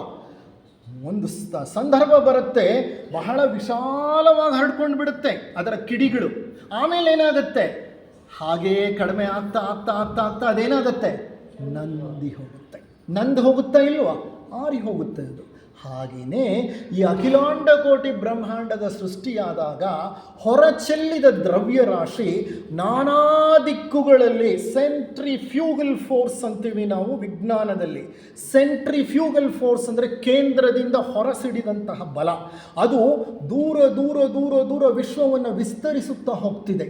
ಈಗಲೂ ವಿಶ್ವ ಏನು ಮಾಡ್ತಾ ಇದೆ, ಕೇಂದ್ರದಿಂದ ದೂರ ದೂರ ದೂರ ಹೋಗ್ತಾ ಇದೆ. ಅಖಿಲಾಂಡ ಕೋಟಿ ಬ್ರಹ್ಮಾಂಡವೇ ಬಲೂನ್ ಊದ್ದಂಗೆ ಊದ್ತಾ ಇದೆ. ಎಷ್ಟು ಕಾಲ ಊದುತ್ತೆ? ವಿಜ್ಞಾನ ಹೇಳುತ್ತೆ 3140 ಕೋಟಿ ವರ್ಷಗಳ ಕಾಲ ಊದುತ್ತೆ. ಅಂದರೆ ಅದು ಇನ್ನೆಂತಹ ಪ್ರಚಂಡವಾದಂಥ ಶಕ್ತಿ ಹೊರಗೆ ಬಂದಿರಬೇಕು, ಎಂಥ ಅದ್ಭುತವಾದಂತಹ ಎನರ್ಜಿ ಇರಬೇಕದು. 3140 ಕೋಟಿ ವರ್ಷಗಳ ಕಾಲ ಬಲೂನ್ ಊದ್ತಾನೆ ಇರುತ್ತೆ, ದೊಡ್ಡದಾಗ್ತಾನೆ ಇರುತ್ತೆ ಅಂತಂದರೆ, ಈ ವಿಶ್ವ ವಿಸ್ತಾರವಾಗ್ತಾನೆ ಇರುತ್ತೆ ಅಂದರೆ ಇದೆಂಥ ಅದ್ಭುತ. ಈಗ ವಿಸ್ತಾರವಾಗ್ತಿರೋ ವಿಶ್ವದಲ್ಲಿ ನಾವು ವಿಶ್ವದ ಒಂದು ಭಾಗದಲ್ಲಿ ಇದ್ದೇವೆ. ಹಾಗಾದರೆ ನಮ್ಮ ಭೂಮಿನೂ ಏನು ಮಾಡ್ತಾ ಇದೆ, ದೂರ ದೂರ ದೂರ ಹೋಗ್ತಿದೆ. ಯಾವುದ್ರ ಜೊತೆಗೆ? ಅದಕ್ಕೊಂದು ತಂದೆ ಇದ್ದಾನೆ. ಅದಕ್ಕೆ ಈ ಸೌರವ್ಯೂಹಕ್ಕೊಬ್ಬ ತಂದೆ. ಯಾರು? ಸೌರ ಬ್ರಹ್ಮಾಂಡಾಧಿಪತಿ ಸೂರ್ಯ ಮಹಾದೇವ. ಆ ಸೂರ್ಯನ ಜೊತೆಗೆ ನಮ್ಮ ಸೌರವ್ಯೂಹವೂ ವಿಶ್ವದಲ್ಲಿ ದೂರ ದೂರ ದೂರ ಹೋಗ್ತಿದೆ. ಎಷ್ಟು ಕಾಲ ಹೋಗುತ್ತೆ? ಬಲೂನ್ ಎಷ್ಟು ಹೊತ್ತು ಊದುತ್ತೆ? ಎಷ್ಟು ಹೊತ್ತು ನೀವು ಊದ್ಲಿಕ್ಕಾಗತ್ತೆ ಬಲೂನ್ನ? ಒಂದು ಎಕ್ಸ್ಟೆಂಟ್ ಬಂದಾಗ ಊದ್ತಾ ಇರೋ ಬಲೂನ್ ಏನಾಗುತ್ತೆ, ಬರ್ಸ್ಟ್ ಆಗುತ್ತೆ. ಬರ್ಸ್ಟ್ ಆದರೆ ಏನಾಗುತ್ತೆ, ಎಲ್ಲ ಪ್ರಳಯ ಆದಂಗೆ. ವಿಶ್ವನೂ ಹಾಗೆ ಹಿಗ್ತಾ ಇದೆ. Expanding universe, it keeps expanding. How long it expands? Not eternally. A time will reach when the equation breaks down. Equation break down ಆದಾಗ ಅಖಿಲಾಂಡ ಕೋಟಿ ಬ್ರಹ್ಮಾಂಡ ಮತ್ತೆ ಏನು ಮಾಡುತ್ತೆ, ಎಲ್ಲ ಲಯವನ್ನು ಹೊಂದಿ ಯಾವ ಕೇಂದ್ರದಿಂದ ಹೊರ ಬಂತೋ ಮತ್ತೆ ಆ ಕೇಂದ್ರಕ್ಕೆ ಹೋಗಿ ಸೇರ್ಕೊಂಡು ಬಿಡುತ್ತೆ. ಭಗವದ್ಗೀತೆಯಲ್ಲಿ ಶ್ರೀಕೃಷ್ಣ ಈ ಒಂದು ವಿಷಯವನ್ನು ಅರ್ಜುನನಿಗೆ ತಿಳಿಸ್ತಾನೆ. ನನಗೆ ಆ ಅಧ್ಯಾಯ ಮರ್ತೋಗಿದೆ, ಪ್ರಾಬಬಲಿ 9th ಚಾಪ್ಟರ್ ಅಂತ ಅನಿಸುತ್ತೆ. 9ನೇ ಅಧ್ಯಾಯ. 9ನೇ ಅಧ್ಯಾಯದಲ್ಲಿ ಶ್ರೀಕೃಷ್ಣ ಹೇಳ್ತಾನೆ, ಅಯ್ಯ ಅರ್ಜುನ, ಸೃಷ್ಟಿಯ ಆದಿಯಲ್ಲಿ ಸಕಲವೂ ನನ್ನಿಂದ ಹೊರಟವು. ಸೃಷ್ಟಿಯ ಅಂತ್ಯದಲ್ಲಿ ಎಲ್ಲವೂ ಪುನಃ ಹಿಂತಿರುಗಿ ನನ್ನನ್ನು ಬಂದು ಸೇರುತ್ತದೆ. Bhagavad Gita also states that. ವಿಜ್ಞಾನವೂ ಅದನ್ನು ಹೇಳ್ತಾ ಇದೆ. Expanding universe will fail at one particular point of time. The big bang stops and the big crunch begins. Big crunch ಅಂತಂದರೆ ಮುದುಡ್ಕೊಂಡು ಬಿಡುತ್ತೆ. ಎಲ್ಲ ಮುದುಡ್ಕೊಂಡು ಹಿಂತಿರುಗಿ ತಾನು ಮೊದಲಿದ್ದಂಥ ಸ್ಥಿತಿಯನ್ನು ತಲುಪಿಬಿಡುತ್ತೆ. ಪರಬ್ರಹ್ಮನಿಂದ ಪ್ರಕಟವಾಗಿ ಹೊರಹೊರಟ ವಿಶ್ವ ಸರ್ವ ದಿಕ್ಕುಗಳಲ್ಲೂ ವಿಸ್ತರಿಸುತ್ತಿದೆ. ಆದ್ದರಿಂದಲೇ ಈ ವಿಶ್ವದ ಆ ಆದಿ ಮೂಲವನ್ನು ಪರಬ್ರಹ್ಮನೆಂದು ಕರೆದಿದ್ದು. ಹಾಗಾದರೆ ಯಾವುದನ್ನು ವಿಜ್ಞಾನಿಗಳು it's expanding universe, mega universe ಅಂತ ಹೇಳಿದ್ರೋ, ಅದನ್ನು ನಮ್ಮ ಋಷಿ ಮುನಿಗಳು ಆ ಕಾಲದಲ್ಲೇ ಕಂಡು ಹಿಡ್ಕೊಂಡು ಪರಬ್ರಹ್ಮನ್, ಮಹಾನ್ ವ್ಯಕ್ತಿ ಅಥವಾ ಮಹಾನ್ ತತ್ವ ಅಂತ ಅವ್ರು ಹೇಳಿದರು. ಹಾಗಾದರೆ ವಿಜ್ಞಾನ ಏನು ಹೇಳ್ತಿದೆಯೋ ಅದನ್ನೇ ನಮ್ಮ ಋಷಿ ಮುನಿಗಳು ಸಾವಿರಾರು ವರ್ಷಗಳ ಹಿಂದೆ ನಮಗೆ ತಿಳಿಸಿಕೊಟ್ರು. ನೋಡಿ, ಸೃಷ್ಟಿ ಲಯಗಳು ಬ್ರಹ್ಮ ಚೈತನ್ಯದ ಸ್ಫುರಣೆಯಿಂದ ಜಗದ ದ್ರವ್ಯದ ರೂಪಾಂತರಗಳು. ಈ ಇಡೀ ಅಖಿಲಾಂಡ ಕೋಟಿ ಬ್ರಹ್ಮಾಂಡವೇ ಆ ಮೂಲ ವಸ್ತುವಿನಿಂದ ಸಿಡಿದು ಹೊರಬಂದಂತಹ ವಸ್ತು ವಿಷಯ ರೂಪಗಳು. ಇದು ಎಟರ್ನಲಿ ಚೇಂಜ್ ಆಗ್ತಾ ಇರುತ್ತೆ, ಅನಂತ ಕಾಲ ಬದಲಾಗ್ತಾ ಇರುತ್ತೆ. ಈ ಬದಲಾಗುತ್ತಿರುವ ವಿಶ್ವದ ಹಿಂದೆ, ಬದಲಾಗುತ್ತಿರುವ ಅಖಿಲಾಂಡ ಕೋಟಿ ಬ್ರಹ್ಮಾಂಡದ ಹಿಂದೆ ಬದಲಾಗದ ಒಂದು ತತ್ವವಿದೆ. ಆ ಬದಲಾಗದ ತತ್ವವನ್ನೇ ನಾವು ಪರಮ ಚೈತನ್ಯ ಅಂತ ಕರಿತೀವಿ. ಅದನ್ನೇ ಪರಬ್ರಹ್ಮ ಅಂತ ಕರಿತೀವಿ, ಅದನ್ನೇ ಪರಮೇಶ್ವರ ಅಂತ ಹೇಳ್ತೇವೆ. ಅದನ್ನು ಸಾಂಖ್ಯಶಾಸ್ತ್ರದಲ್ಲಿ ಪುರುಷ ಅಂತ ಹೇಳ್ತಾರೆ. ಪುರುಷ ಸಾಂಖ್ಯಶಾಸ್ತ್ರ ಪುರುಷ ಪ್ರಕೃತಿ, ಮೇಲ್ ಆ್ಯಂಡ್ ಫಿಮೇಲ್ ಪ್ರಿನ್ಸಿಪಲ್ಸ್ನ ವಿವರಿಸ್ತಾ ಹೋಗುತ್ತೆ. ಅದರಲ್ಲಿ male principle is consciousness, female principle is matter ಅಥವಾ ಪ್ರಕೃತಿ. ಪುರುಷ ಮತ್ತು ಪ್ರಕೃತಿ ಈ ಒಂದು ಆಧಾರದ ಮೇಲೆ ಸಾಂಖ್ಯಶಾಸ್ತ್ರ ಸೃಷ್ಟಿಯನ್ನು ಸುಂದರವಾಗಿ ವಿವರಿಸುತ್ತೆ. ಇರಲಿ, ಇವತ್ತು ನಾವು ತಿಳ್ಕೊಂಡಂತಹ ವಿಚಾರ ಏನೆಂದರೆ, ವಿಜ್ಞಾನ ಮತ್ತು ನಮ್ಮ ಧರ್ಮ ಗ್ರಂಥಗಳು, ನಮ್ಮ ಗುಪ್ತ ಸಿದ್ಧಾಂತ ಹೇಳ್ತಾ ಇರುವಂತಹ ಸತ್ಯ ಒಂದೇ. ಯಾವ ಸತ್ಯವನ್ನು ನಮ್ಮ ಋಷಿ ಮುನಿಗಳು ಸಾವಿರಾರು ವರ್ಷಗಳ ಹಿಂದೆ ಕಂಡುಕೊಂಡ್ರೋ ಅದನ್ನು ಈಗಿನ ವಿಜ್ಞಾನಿಗಳು ಹರಸಾಹಸದಿಂದ ತಿಳ್ಕೊಂಡು ನಮಗೆ ತಿಳಿಸ್ತಿದ್ದಾರೆ. It is like coming full circle. It's like coming full circle. ಹಾಗಾದರೆ ವಿಜ್ಞಾನಕ್ಕೂ ನಮ್ಮ ಧರ್ಮ ಅಥವಾ ಮತ ಗ್ರಂಥಗಳಿಗೂ ಸೀಕ್ರೆಟ್ ಡಾಕ್ಟ್ರಿನ್ಗೂ ಒಂದು ಸಮತ್ವವಿದೆಯಾ, ಒಂದು ಸಾಮ್ಯವಿದೆಯಾ ಅನ್ನೋದಾದರೆ ಖಂಡಿತ ಇದೆ ಅಂತ ಹೇಳ್ಬೋದು. ಯಾವುದನ್ನು ಅಂತರಂಗ ಪ್ರಜ್ಞೆಯಲ್ಲಿ ಮುನಿ ಕಂಡುಕೊಂಡನೋ ಅದನ್ನು ಬಹಿರಂಗ ಪ್ರಜ್ಞೆಯಲ್ಲಿ ವಿಜ್ಞಾನಿ ಕಂಡುಕೊಂಡಿದ್ದಾನೆ. ಇರಲಿ, ಈ ಸೃಷ್ಟಿಯ ಹಿಂದೆ ಏನೋ ಒಂದು ಅವ್ಯಕ್ತದ ಸ್ಥಿತಿ ಇತ್ತು ಅಂತ ಹೇಳಿದ್ನಲ್ಲ, ಆದಿ ಮೂಲ ಒಂದಿತ್ತು ಅಂತ ಹೇಳಿದ್ನಲ್ಲ, ಅದನ್ನು ಡಿ ವಿ ಗುಂಡಪ್ಪನವರು ತಮ್ಮ ಶೃಂಗಾರ ಮಂಗಳಂ ಅನ್ನುವಂಥ ಗ್ರಂಥದಲ್ಲಿ ಒಂದು ಕವನವಾಗಿ ನೀಡ್ತಾರೆ. ಎಷ್ಟು ಸುಂದರವಾಗಿದೆ ಅಂದರೆ, ಡಿ ವಿ ಗುಂಡಪ್ಪನವರು ವಿಜ್ಞಾನ ಓದ್ದವರೇ ಅಲ್ಲ, ಅವರು LSO SSLC ಫೇಲ್ ಆದವರು. ಆದರೆ ಅವ್ರು ಬರೆದಿರೋದ್ರಲ್ಲಿ ಇಡೀ ಕಾಸ್ಮಾಲಜಿ ಅಡಗಿದೆ ಶೃಂಗಾರ ಮಂಗಳಂನ ಒಂದು ಕವನದಲ್ಲಿ. ಇದನ್ನು ನಾನು ಮುಂದಿನ ಒಂದು ತರಗತಿಯಲ್ಲಿ ನಿಮ್ಮೊಡನೆ ಹಂಚಿಕೊಳ್ತೇನೆ. ಆದರೆ ಮೊದಲ ಒಂದೆರಡು ಲೈನನ್ನು ನಿಮಗೆ ಹೇಳ್ತೇನೆ. ಅವರು ಹೆಂಗೆ ಪ್ರಾರಂಭ ಮಾಡ್ತಾರೆ ಅಂದರೆ, ಆ ಕವನವನ್ನು ಏನು ಮೊದಲೆಲ್ಲಕಂ ಮೊದಲಿದ್ದುದೇನು, ಏನು ಸೃಷ್ಟಿಯೊಳಾದಿ ಏನದರ ಮೂಲ, ಏನು ಮೊದಲೆಲ್ಲಕಂ ಎಲ್ಲದಕ್ಕೂ ಮೂಲ ಏನು ಅಂತ ಪ್ರಶ್ನೆ ಹಾಕ್ತಾರೆ. ಮೊದಲಿದ್ದಿಹುದೇನು, ಮೊದಲಿದ್ದದ್ದೇನು ಅನ್ನೋ ಪ್ರಶ್ನೆಯನ್ನು ಕೇಳ್ತಾರೆ. ಆಮೇಲೆ ಹೇಳ್ತಾರೆ, ಏನು ಸೃಷ್ಟಿಯೊಳಾದಿ ಏನದರ ಮೂಲಂ, ಸೃಷ್ಟಿಯಲ್ಲಿ ಆದಿ ಯಾವುದು, ಅದರ ಮೂಲವೇನು ಅಂತ ಪ್ರಶ್ನೆ ಹಾಕಿ ಆ ಪ್ರಶ್ನೆಗೆ ಉತ್ತರ ಕೊಟ್ಕೊಂಡು ಹೋಗ್ತಾರೆ ಸುಂದರವಾದ ಒಂದು ಕವನದಲ್ಲಿ. ಡಿ ವಿ ಗುಂಡಪ್ಪನವರ ಆ ಕವನದಿಂದ ಮುಂದಿನ ಒಂದು ಉಪನ್ಯಾಸವನ್ನು ಪ್ರಾರಂಭ ಮಾಡ್ತೇನೆ. ಯಾಕೆ ಕವನ ತಗೊಳ್ತಿದ್ದೀನಿ ಅಂತಂದರೆ, ನೋಡಿ, ಇದು ಕವಿ ಹೃದಯ. ಡಿ ವಿ ಗುಂಡಪ್ಪನವ್ರದ್ದು ಕವಿ ಹೃದಯ, ಋಗ್ವೇದ ಮುನಿ ಹೃದಯ, ಫ್ರೆಡ್ ಹಾಯ್ ವಿಜ್ಞಾನದ ಹೃದಯ. ಆದರೆ ಮೂರು ಹೇಳಿರೋದು ಒಂದೇ ವಿಚಾರ. ತತ್ವ ಬದಲಾಗಲಿಕ್ಕೆ ಸಾಧ್ಯವಿಲ್ಲ, ಸತ್ಯ ಒಬ್ಬೊಬ್ಬರಿಗೆ ಒಂದೊಂದಾಗಲಿಕ್ಕೆ ಸಾಧ್ಯವಿಲ್ಲ. ಪರಮ ಸತ್ಯ ಅದು ಪರಮ ಸತ್ಯವೇ, ಆದರೆ ಆ ಪರಮ ಸತ್ಯವನ್ನು ಹುಡುಕುವ ದಾರಿಗಳು ಬೇರೆ. ಹಾಗಾಗಿ ನಾವು ಮತ, ತತ್ವಶಾಸ್ತ್ರ, ವಿಜ್ಞಾನ ಈ ರೀತಿ ವಿಭಾಗಗಳನ್ನು ಮಾಡಿಕೊಂಡಿದ್ದೇವೆ. ನಮ್ಮ ಥಿಯೋಸಾಫಿಕಲ್ ಸೊಸೈಟಿಯ ಎರಡನೆಯ ಒಂದು ಧ್ಯೇಯ ಯಾವುದು? ಎರಡನೇ ಧ್ಯೇಯ ಯಾವುದು? ನಾವೆಲ್ಲ ಮಾಡಬೇಕಾಗಿರುವಂತಹ ಅತಿ ಮುಖ್ಯ ಕೆಲಸ ಏನು? ವಿಜ್ಞಾನ, ಮತ ಮತ್ತು ತತ್ವಶಾಸ್ತ್ರಗಳ ತುಲನಾತ್ಮಕ ಅಧ್ಯಯನಕ್ಕೆ ಪ್ರೋತ್ಸಾಹ ಕೊಡಬೇಕು, ಅಧ್ಯಯನವನ್ನು ಮಾಡಬೇಕು. ನಾನು ಈ ಸರಣಿ ಉಪನ್ಯಾಸವನ್ನು ಆ ಎರಡನೆಯ ಒಂದು ಧ್ಯೇಯದ ಆಧಾರದ ಮೇಲೆ ನಿಮಗೆ ನೀಡ್ತಾ ಇದ್ದೀನಿ. ಇಲ್ಲಿ ವಿಜ್ಞಾನವೂ ಬರುತ್ತೆ, ಮತವೂ ಬರುತ್ತೆ, ತತ್ವಶಾಸ್ತ್ರವೂ ಬರುತ್ತೆ, ಕವಿತೆಗಳೂ ಬರುತ್ತೆ. Because all of them are close to truth. Thank you very much. ಹೌದು ಹೌದು ಹೌದು, ಅದು ಅಲ್ಲಮ ಪ್ರಭುಗಳ ವಚನ. ವಸ್ತು ಚೈತನ್ಯಾತ್ಮಕನಾಗಿ.